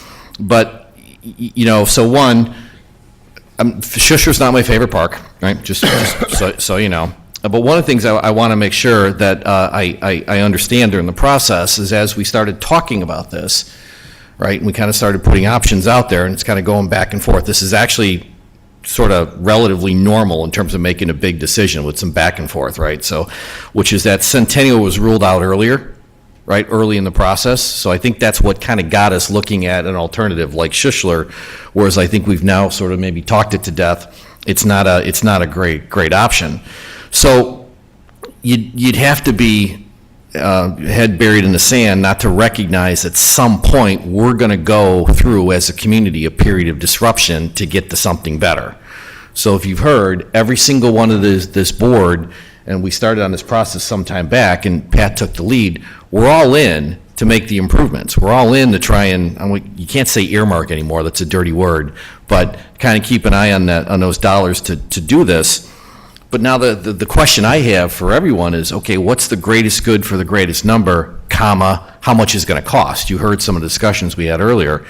So, you know, like I said, I'm not enamored with some of these ideas. It's a hard problem to solve. Everybody's got to be at the table. I get all that. Now the question is, if we delay it for a year, what really changes in some of the circumstances of the problem we're trying to solve for? And so if we do, and I'm posing this now as a question for the board, if we do delay, well, let's not turn this into a forever discussion. Why can't we punch through this in a couple of months so we've got some certainty as to what, if anything, we're doing yet in calendar 18 on the way to 19 and 21 we figure this out. Parts are going to have to move around. This is going to have a high pain in the rear factor for all of us, right? That's just the way it is. Where are we going? Let's not take forever to get there. I mean, how can we get this done in a couple of months? Or are we just saying stop for a year and we go through crappy fields while we're debating endlessly looking for a perfect solution when there isn't one? So I'm posing that as a question for the board. What's the deadline to get the plan? It should be what, March as opposed to next December? Let's be realistic about how long it's going to take us to do this. Trustee Guerra. Mr. Mayor, I think our Parks Director, Mr. Couch, has been working on this for some time. He had, as I said earlier, he had Christopher Burke Engineering out there looking at the fields, giving us some idea what it would take and the efficiencies of doing the entire field or complex at the same time rather than splitting it in half. In the ultimate plan in the master plan that we're looking at, and our goal is to include football out at Centennial Park, our crown jewel of all our parks. I think I know that's the plan we discussed, was that's where the field would be built eventually, an all-season surface so that it could be used by football, soccer, lacrosse.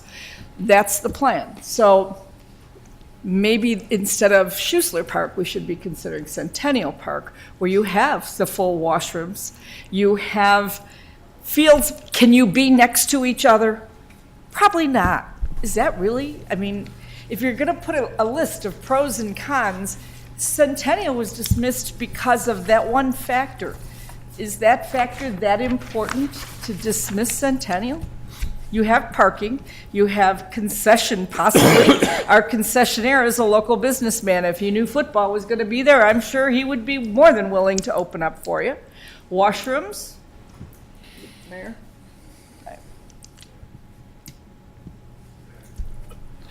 Board comments, if she wants to ask you a question, she can. It takes the traffic out of the neighborhood. I know the mayor and I have discussed this, that was our plan B because we were told it was Pioneers had dismissed it. It's not that we didn't want to put football there. We were told it didn't meet your needs. To me, it meets your needs better. I mean, I don't know why Here we go. Okay, maybe the field space we have to address. We got lights, we can do these things. Parking, traffic, doesn't that work? That's the ultimate goal, is to build a field there anyway. So you might have to move a second time in the future, in the next couple years, but within the same complex. Doesn't that work?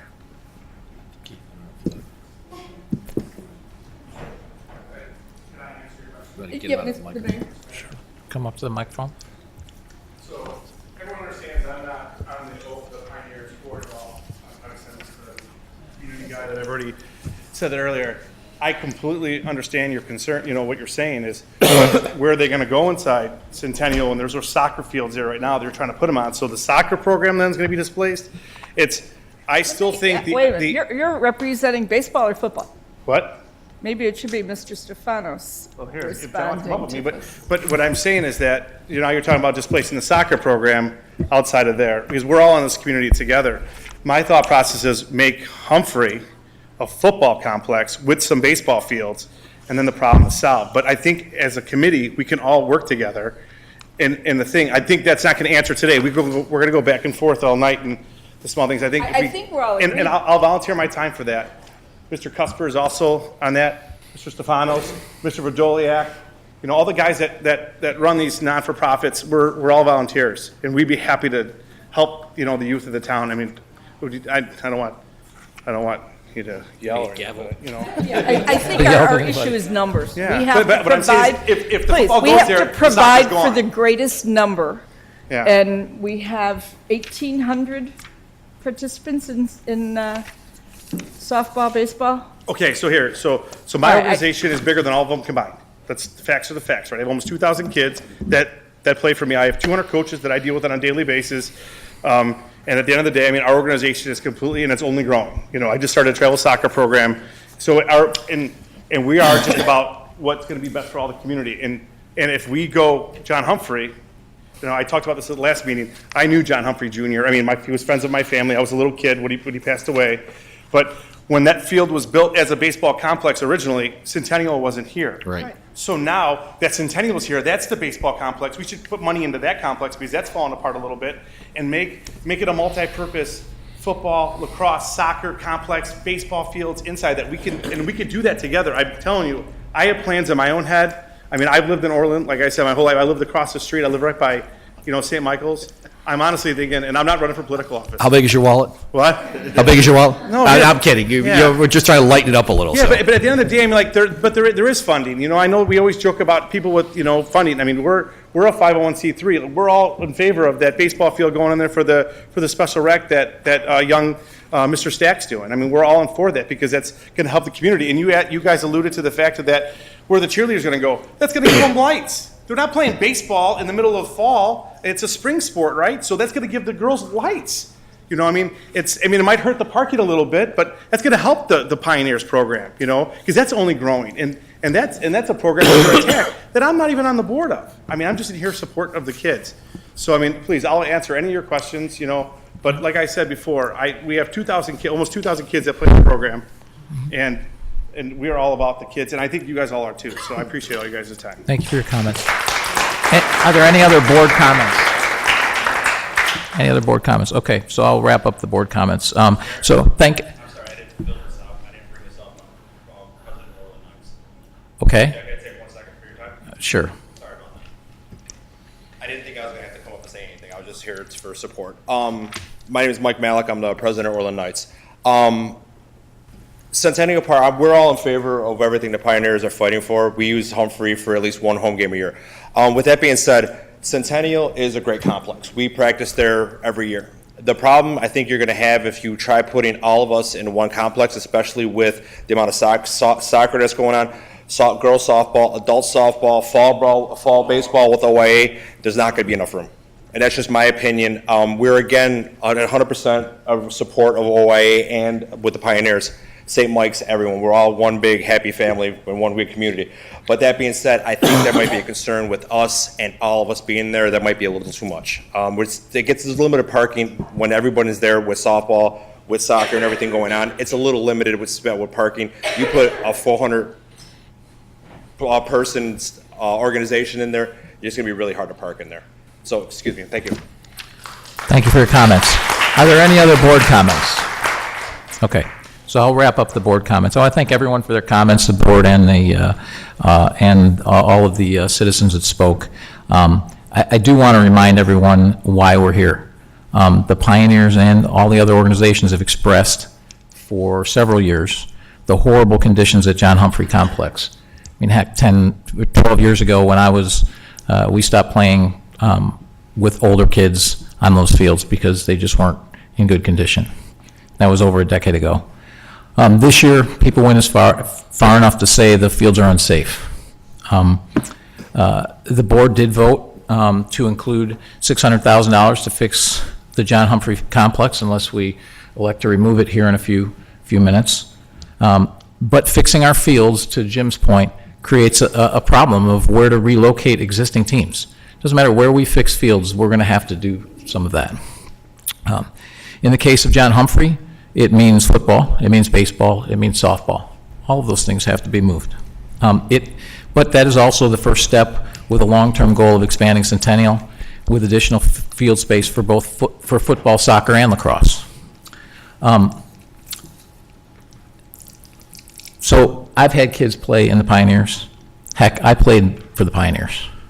I've coached youth sports. A lot of people in this room know that. As a coach myself, I understand the constraints that are placed on teams and organizations regarding field space. I can tell you I've had many a practice in my basement, in my backyard, working on cutoffs in the forest preserve just because that's the only place we could find a field. So we have constraints.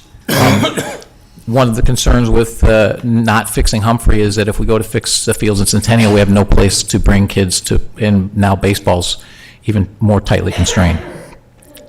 I also appreciate people out here fighting for their kids. I've certainly done it on several occasions, and there's people in this room that know that too. But it's important that we look at the whole picture when we solve the problems. In this case, we have 29 organizations that use our fields, 5,747 kids playing sports throughout the village on our fields and courts. Now, some of those are double counted because they play multiple sports, but almost 6,000 kids. My experience both as an engineer in the Air Force, business owner, I'm pretty methodical when I look to solve problems. The first thing is, let's define the problem. Well, we know the field's not usable. That's not really a problem. It's how do we fix it? So the problem is the Pioneers need a place to practice if we fix John Humphrey Field, and to play a few of their games and to try to minimize interruption, which is no easy feat if you're moving someone off of a complex. The second is to identify the constraints. I believe based on, there were multiple meetings, and we have identified constraints that I'm aware of.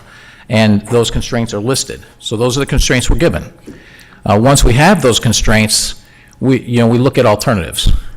So if the constraints are different, then the alternatives may be different. But with the constraints that we have, we're going to identify alternatives.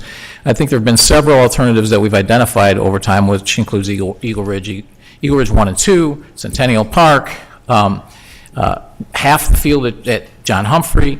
We've looked at a lot of different alternatives, including Schuessler Park, and Schuessler Park was the last one we came to because of all of these other constraints. Then we really need to evaluate the alternatives. And when we're evaluating the alternatives, we need to eliminate alternatives that aren't feasible.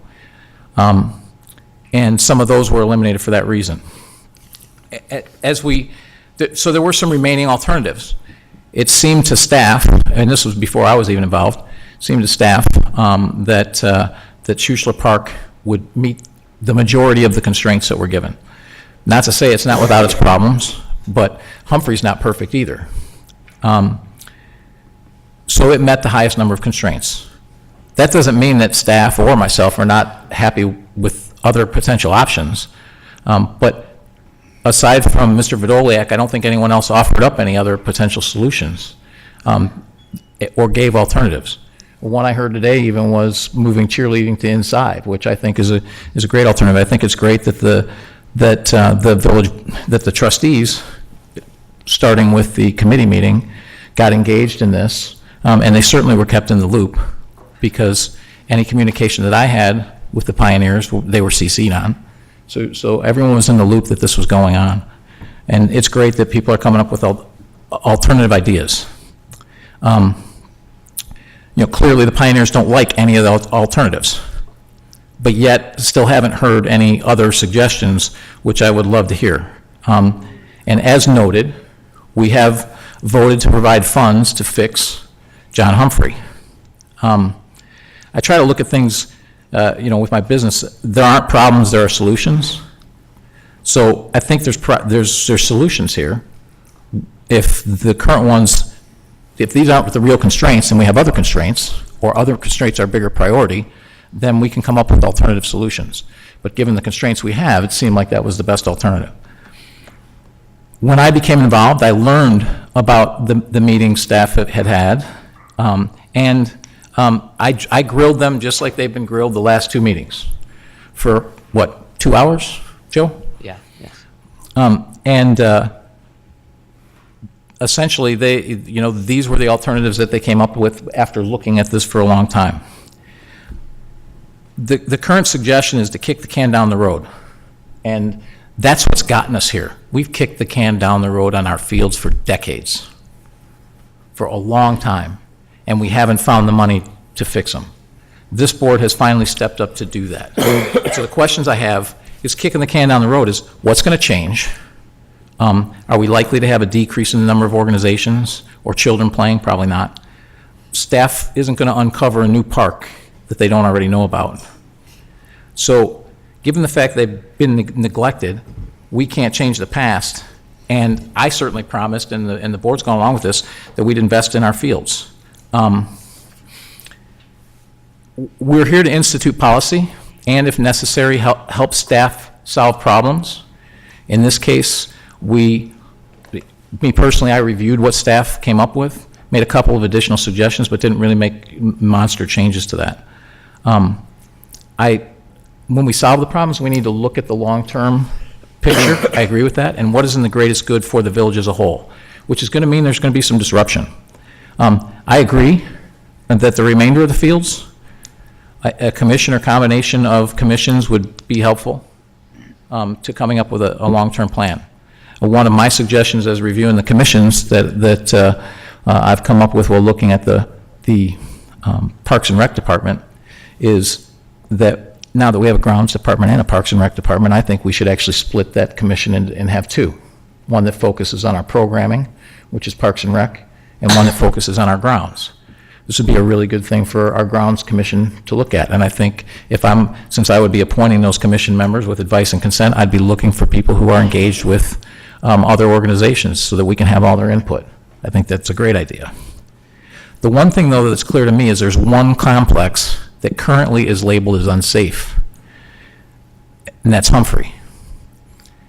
And additionally, as we've talked about, in order to fix other baseball fields, we need a place to displace those people too. And right now, the one place where there's really not much baseball going on is Humphrey. So Humphrey would give us that opportunity. So it basically allows us to get Humphrey back online. The board's approved the capital to fix it. I don't think the facts on the ground are going to change. I'm more than open to other options for the pioneers. But at some point to fix that field, even the suggestion of making that a permanent field, if you made that a permanent football field, you're talking about a 2-year displacement. At some point, we have to displace the pioneers to some level. So I would suggest that we still keep John Humphrey in the plans to fix this year, and that we spend the next few months coming up with a better alternative for the pioneers that they want, or that they will accept anyways. And we need to revisit the constraints, because we can't meet every constraint in any other place but that. And if that doesn't work, then there has to be some give and take. Go ahead, Trustee Guerra. A question for staff. Mr. Couch, is it possible with the industry that we could get a proposal on John Humphrey Complex, its highest and best used by, say, February?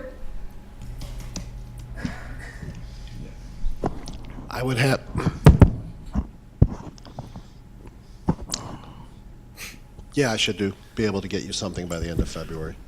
My thought is that perhaps Pioneers count on being moved one way or another to maybe Centennial. And this study that we can have done by February, we can make a decision. I don't want to lose a year. There's still parts of that complex that cannot be used next season. So, Trustee Guerra, though, just to clarify, though, Mike. best use is going to be a somewhat subjective term. Right. I mean, there's all types of data that you could throw into that could be skewed in either direction. But would we get any better data in 8 months rather than February? No. No, and if this is, if it's the board desire to move this forward, I would have to know that and have things in place so that this could be approved at board at the March meeting. I think so no matter. We could make construction documents could go out so it would be ready to be rolled out this summer. No matter what we decide to do with Humphrey, it is not acceptable in its present condition. Excuse me.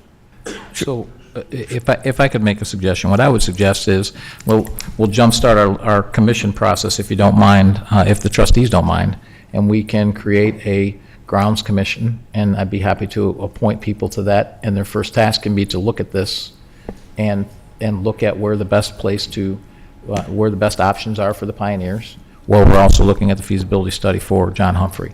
That would be my suggestion. Mr. Mayor? Trustee Calendro. I don't think that we have the time to make a decision to do this for the upcoming season. Things have to be in the process. There is a motion on the floor. I think it's just time that we vote on that motion. Well, I will decide when we vote on that motion. Thank you. Mayor Pico. Trustee Dodge. There's a, there's a motion on the floor. I guess, I don't have a problem with the idea of having a broader based conversation, but I guess, I was kind of chatting with Mike and Pat a second here ago, which is, let's not wait too long for this one. So why couldn't we put our collective heads together and come back in the committee meeting in early February? We all care about this. We don't need to, well, I'll try and clean up my language. We don't need to play around with this too long. Why can't we get some preliminaries back in February to have this conversation? Because my fear is if we delay this for a year, we're going to burn another season. Circumstances or conditions aren't going to change. If we all care, we all got this kind of passion, well, then hurry it up. Come up with some answers in early February about where this thing is going.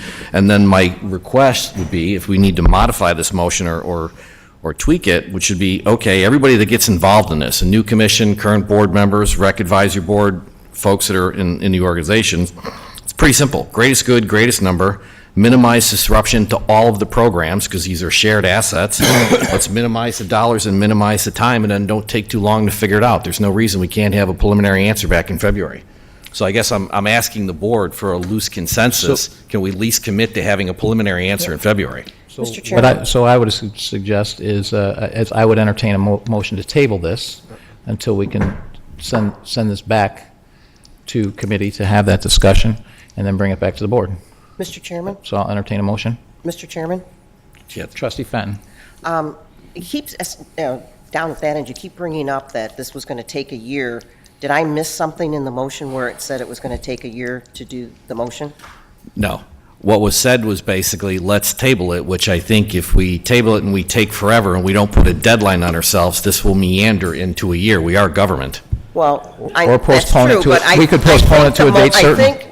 I think the intent was to send it to the Rec Advisory Board and get it back, and your February deadline would be a good deadline. So, Kathy, I'm sorry, Trustee Fenton, if that's the goal, it's like, let's just not screw around with this anymore and get some answers back where everybody's voice is heard in February. That's kind of a simple objective. So you could add that to the motion, with the February deadline. Well, we can postpone it, we can postpone it to a date certain. Mr. Chairman.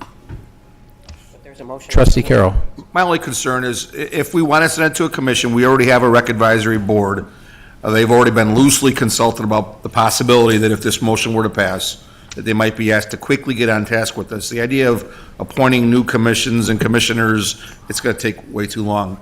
Also, we've now had a good number of these people in this room twice within the last two meetings, with an expectation that we were going to tell them, don't worry, you're not moving right now. And just a postponing vote as opposed to the motion that's currently motioned and seconded would just do that. It put them in an uncertain position. I'd prefer that this motion go to a vote and we'll work with staff and potentially the rec advisory board to come up with a solution for not down the road long-term, but I certainly think February would be doable for a check date on this motion to make sure that we're making some headway. In order to move a motion to a certain date, we have to postpone the motion to a date certain. So I will entertain a motion currently to postpone this to a date certain, which can be a date in February. So I will entertain that motion if someone would like to make it. Do you want to recognize anybody? You want to take? Because it's important about the date for our program. We start registration January 1st. We have to present our numbers to the River Valley Football in March. If we postpone this even to the end of February, our organization, we can't even tell them what we're going to be able to have. Whether we're going to be able to entertain that program anymore. No one is going to register with this uncertainty. That was why we were hoping to work together to form a solution that works. But pushing this down 2-3 months will do, again, irreparable damage. Now, I know everyone, we are experts in youth sports. We can say that unequivocally. We have decades of experience. This is not a guess, this is a fact. We've been running registrations for 10, I've been involved in 10 years. If we delay where we're going to be for another 2-3 months, we will not have numbers at registration, which will affect then the program in itself. If we don't provide enough numbers in the March meeting, we're out, believe me. Trustee Dodge. So thanks. My point was just to force a deadline on us to get the plan in place. I don't think we're going to get anything done in 18, even if we have the plan by February or March. I just want to clarify my intent. Thank you. Trustee Gira said that we were being moved no matter what. That would be your motion. So to the floor, the public comments are over, and we're discussing this at the board level at the current time. I'm entertaining a motion. I do have one more If you'd like, Trustee Gira. My question would be, if Pioneers doesn't have that field to the north, that baseball field is closed, how do you continue your program as it is today? Can you bring that, Joe? If no work is done on Humphrey, you're saying that outfield is dangerous? That outfield, as it relates to the baseball field, yeah. But You allow me to call a motion? We practice on the grass. But it's the outfield on the baseball field, correct? Yes, there's nothing wrong with that grass. Okay, we're not gonna solve this problem tonight. No, we're not. So, again, I'm entertaining a motion if there's not one forthcoming. Anyone? Mr. Chairman? Oh, Yes, Trustee Carroll. maybe this will solve the problem. I would make a motion to amend the current motion to add this sentence and have a status update by the Parks and Rec Committee at the February Parks and Rec Committee meeting. I would second that. Call the roll on the amendment to the motion. Trustee Carroll. Aye. Trustee Dodge. Aye. Trustee Fenton. Aye. Trustee Gira. Aye. Trustee Rusick. Aye. Trustee Calendrello. Aye. Mayor Pico. Aye. So Mayor Peacock, should we explain Trustee Dodge. what we just did? We just forced ourselves to have a preliminary report due in early February, and that's going to be the work of the committee and all the folks who are interested in this to come back and get the ideas on the table to figure out what we're doing. That's essentially what we just voted on. Are there any other board comments? I know, but I need a copy of what it is now. Can I get what we just wrote? You just changed the date certain. I don't have a date. I think it's February 5th. It's the first Monday in February. It's 5 February. Mr. Mayor? So the question that has put is to Understand. postpone the relocation of the community football programs from the Humphrey Complex and to direct staff to undertake a more comprehensive planning review and of the various needs of the sports program and direct staff to develop a long-term conceptual redevelopment plan with options to be presented to the village board for future consideration and to be completed by With the status update at With the a Parks and status- Rec Committee, February 5, if that's the correct. with a Yes, status status update on February 5th. Correct. That question is put and has been moved and seconded. Call the roll. Okay. there's a new question, you amended it. No, we and just you amended took a roll Right, on that. we- but we- you The have to amendment call- passed, now you Approved the gotta call the main amendment. Yeah, motion. So now Now you I have to- just it's a read new the, motion. I know, I just read the motion. That's what we've put up here. Yep. We got it. It's the main motion, right? Correct? Yeah, it's the main motion as amended, which was just read. It was put, and it was seconded. Call the roll. All right. Trustee Carroll? Aye. Trustee Dodge? Aye. Trustee Fenton? Aye. Trustee Guerra? Aye. Trustee Rusick? Aye. Trustee Calandrello? Aye. Mayor Pika? Aye. Okay. Democracy in action. Fiscal year 2018 annual budget approval, ordinance. Mr. Mayor, Trustee Calandrello. I'm requesting a 5-minute recess so we can take a break, and I think the room will be empty too. 5-minute recess, I'm calling. Second. A motion for a recess has been called and seconded. All in favor? Aye. Aye.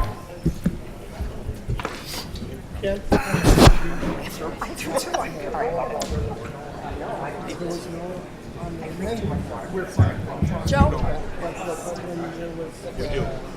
That Roy Fitz. The sports consultant have already. No, but wasn't it? Yes, correct.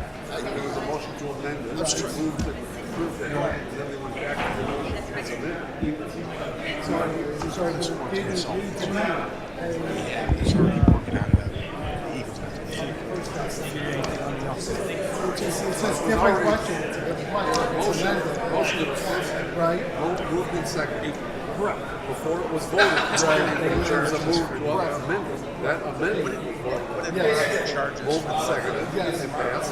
Now you go back to the main motion as amended. It was already moved and seconded. Okay, so there did need, that's my point, I just don't want to be, there did need to be a motion and a second. Good. Because that's confusing me, because that's a new question. It said as amended. Okay. Motion as amended. Okay. Because the amendment had already been approved.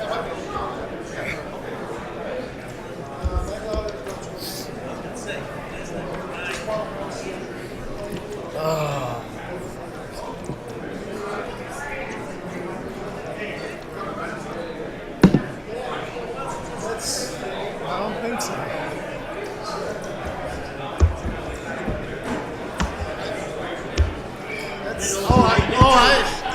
This wasn't planned. This was not planned. See, all right, buddy, you too. I'll tell Jeff to smile. Please do, please do.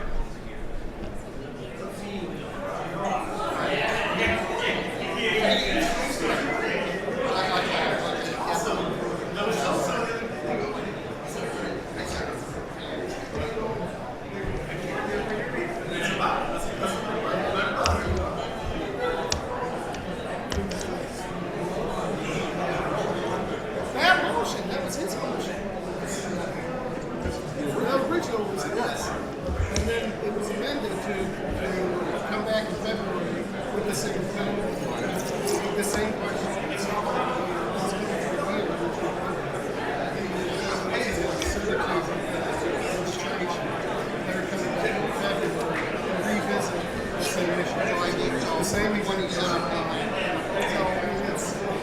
So in February, we're going to do this again with all these people. And I don't think they realize, what happened. Because everybody just had to kind of jump on it. It's exactly what they didn't want to happen. I mean, I guess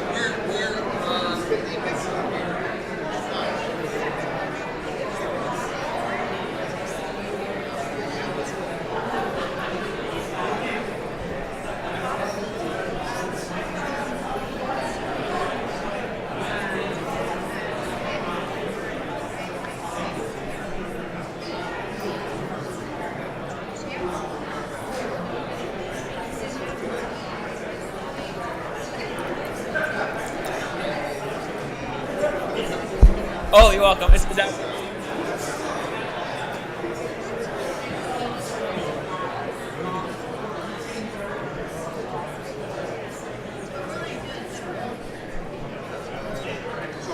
So what you're looking at, total expenditure, it's not really.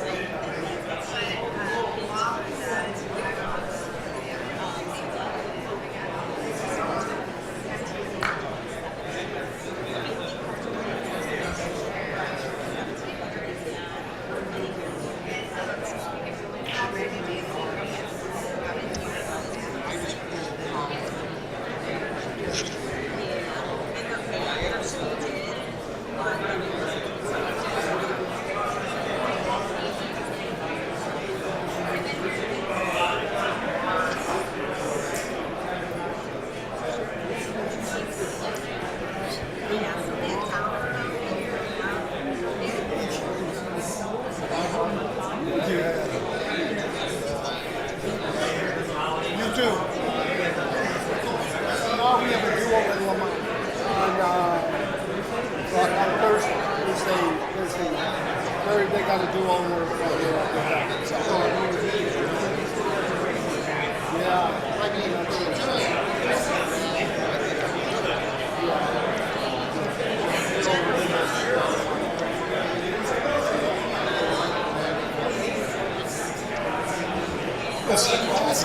Don't make me get up there and tell stories. Hey, we're going to tell stories, you know? Trustee Curtis. Oh, I thought he was going to. I was like, hey, don't. You're the only one I can tell this story. You don't remember Pepper's things. Oh, yeah. I brought 151-711. Yeah, you said, give it a half an hour or whatever. Just give it a half an hour. I was smiling at it. They were spraying in the mouth. Yeah. Hey, I was going to bring up the pepper spray story, but I thought it wasn't the right time. Pepper spray story. Let's talk the pepper spray story. Oh. See ya. All right.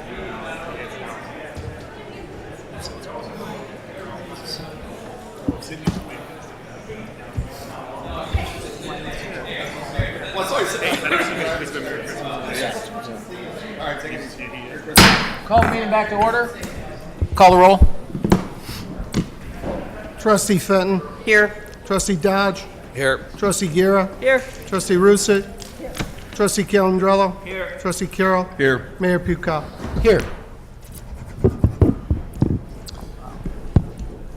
Fiscal year 2018 annual budget approval ordinance. Mr. Chairman. Trustee Carroll. I move to pass ordinance number 5252 entitled Ordinance. Excuse me. What? 5253. Excuse me. 5253. My fault. Entitled Ordinance Adopting the Annual Budget for the Fiscal Year Commencing on January 1st, 2018, and ending on December 31st, 2018, for the Village of Orland Park, Cook and Will Counties, Illinois. Second. Are there any comments? Call the roll. Trustee Carroll. Aye.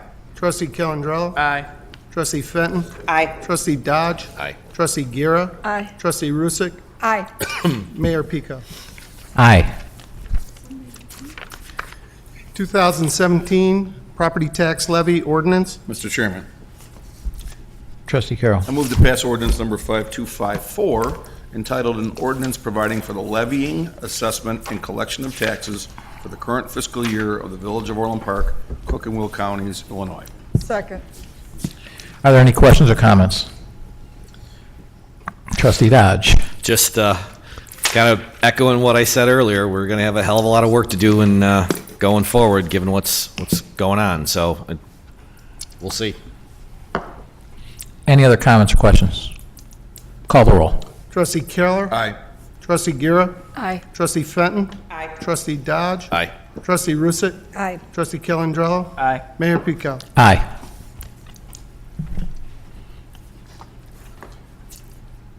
Geo refunding bond series 2012B abatement, 2017 levy ordinance. Mr. Chairman, Trustee Carroll. move to pass ordinance number 5255, entitled an ordinance abating taxes heretofore levied for the year 2017 to pay debt service on taxable general obligation refunding bonds, Series 2012B of the Village of Orland Park, Cook and Will Counties, Illinois. Second. Any questions? Call the roll. Trustee Carroll. Aye. Trustee Gira. Aye. Trustee Fenton. Aye. Trustee Dodge. Aye. Trustee Rusick. Aye. Trustee Calandrello. Aye. Mayor Pico. Aye.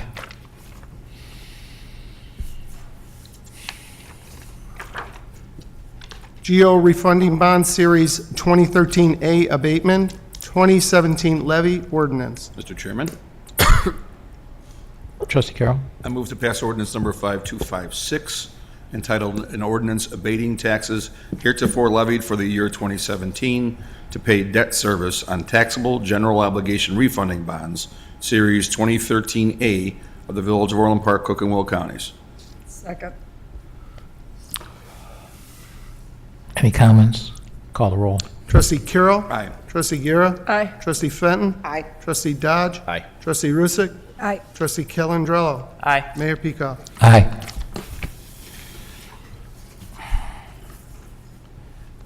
Geo refunding bond series 2013C abatement, 2017 levy ordinance. Mr. Chairman, Trustee Carroll. move to pass ordinance number 5257, entitled an ordinance abating taxes levied for the year 2017 for the payment of principal and interest on the general obligation refunding bonds, Series 2013C of the Village of Orland Park, Cook and Will Counties, Illinois. Second. Any comments? Call the roll. Trustee Carroll. Aye. Trustee Gira. Aye. Trustee Fenton. Aye. Trustee Dodge. Aye. Trustee Rusick. Aye. Trustee Calandrello. Aye. Mayor Pico. Aye. Geo refunding bond series 2015A abatement, 2017 levy ordinance. Mr. Chairman, Trustee Carroll. I move to pass ordinance number 5258, entitled an ordinance abating taxes levied for the year 2017 for the payment of principal and interest on the general obligation refunding bonds, Series 2015A of the Village of Orland Park, Cook and Will Counties, Illinois. Second. Any comments or questions? Call the roll. Trustee Carroll. Aye. Trustee Gira. Aye. Trustee Fenton. Aye. Trustee Dodge. Aye. Trustee Rusick. Aye. Trustee Calandrello. Mayor Pico. Aye.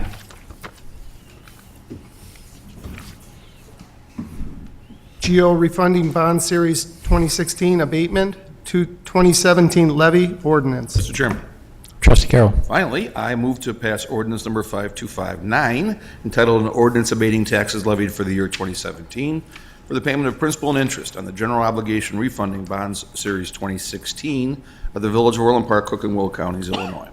Second. Any comments? You sure? Call the roll. Trustee Carroll. Aye. Trustee Gira. Aye. Trustee Fenton. Aye. Trustee Dodge. Aye. Trustee Rusick. Aye. Trustee Calandrello. Aye. Mayor Pico. Aye. Village manager's report. Policy prohibiting sexual harassment ordinance. Mr. Mayor, Trustee Rusick. could I have an ordinance number? 5260. I move to pass ordinance number 5260 entitled, "An Ordinance Adopting a Policy Prohibiting Sexual Harassment." Second. Any questions or comments? Mr. Mayor? Trustee Ruzick. I just had a comment. We have had a sexual harassment or an Yeah. anti-sexual harassment policy. Yes. We're just adopting one that would conform to the new state requirements. Mandated one. Correct? Correct. Okay. Mr. Mayor. Trustee Dodge. Joe, how much changed? I believe the red line version is inside there. It is. I'm looking for red lines. It doesn't really, Doesn't have anything red line. Red line not. No, Our red lines never have red lines. red lines are not obvious. There's nothing. So just give me the summary version. Because as Trustee Rude just said, we've had this in a policy in a while, so congratulations to the state for catching up to us. Right. Trustee Dodge, the new statute requires additional language regarding retaliation, no disciplinary action for retaliation. It also requires that the policy provide any complainant with state agency to complain to should no action be taken by the board. Got it. Thanks, Ken.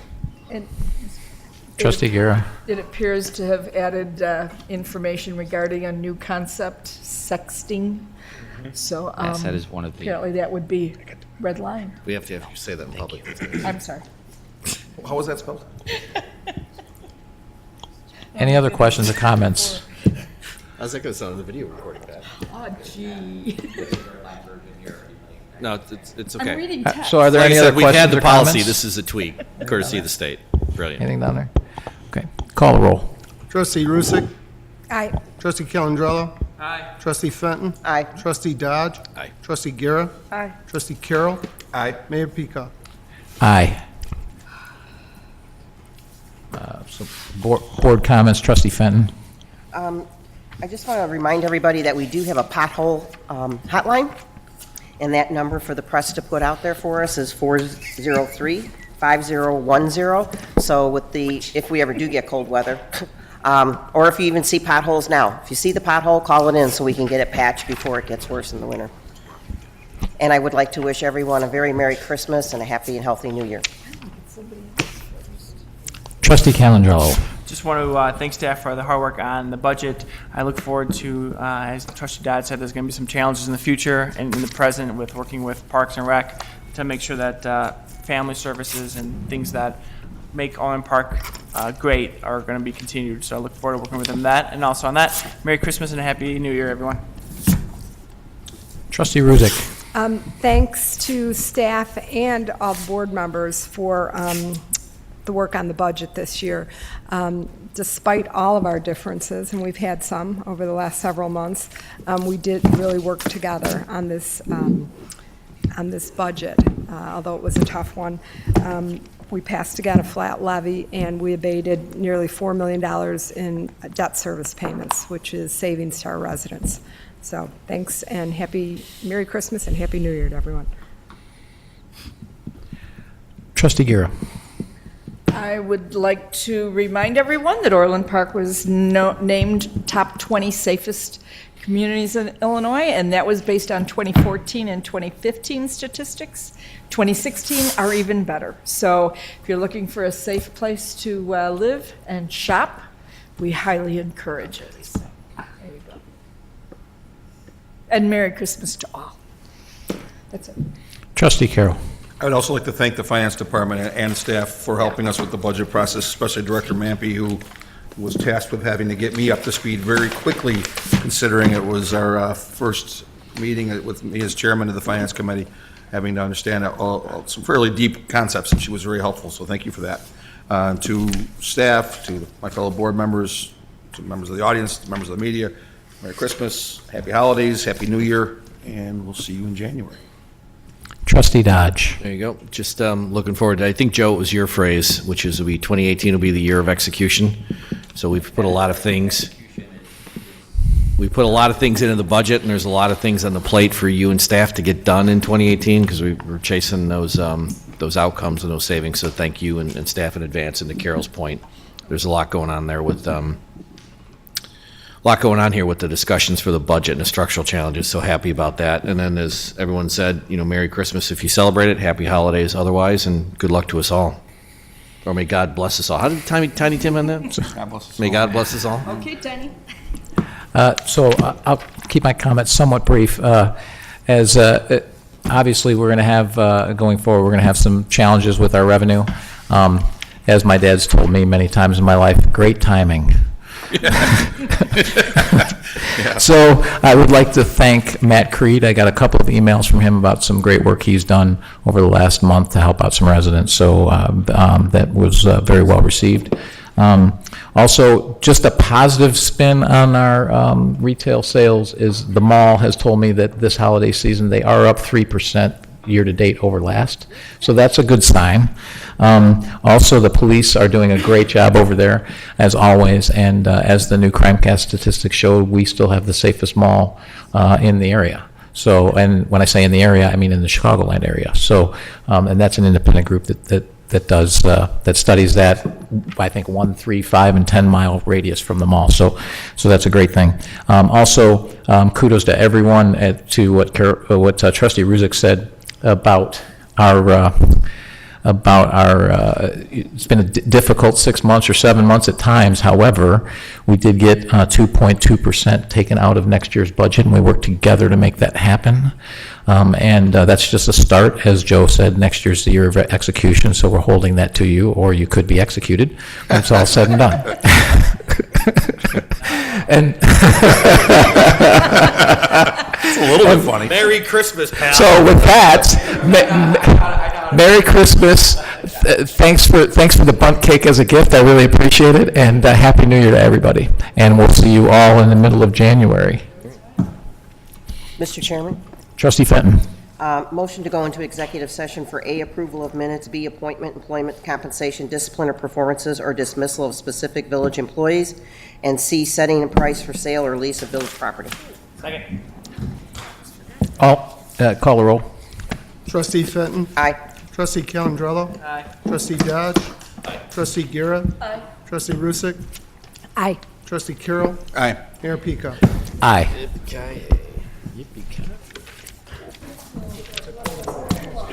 Christmas line? Yippee.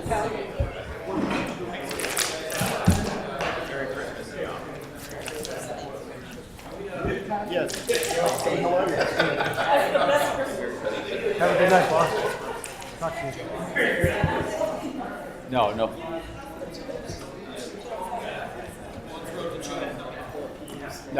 No. Yes, we might. Yes, we might. We might. But. What's that? Toys R Us.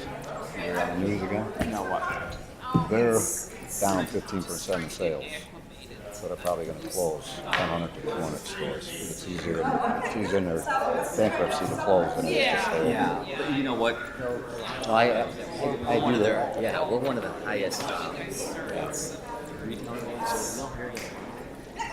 No, I do the toy show. Oh my gosh. We just finished that. That's not fair. No, the showman and the owner of the show just called me today, and I heard it on the news. Just wants to go. Yeah. We're going to do that. We're going to do it in January.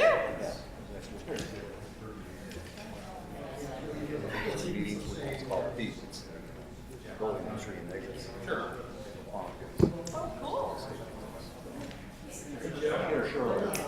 Hey, Joe.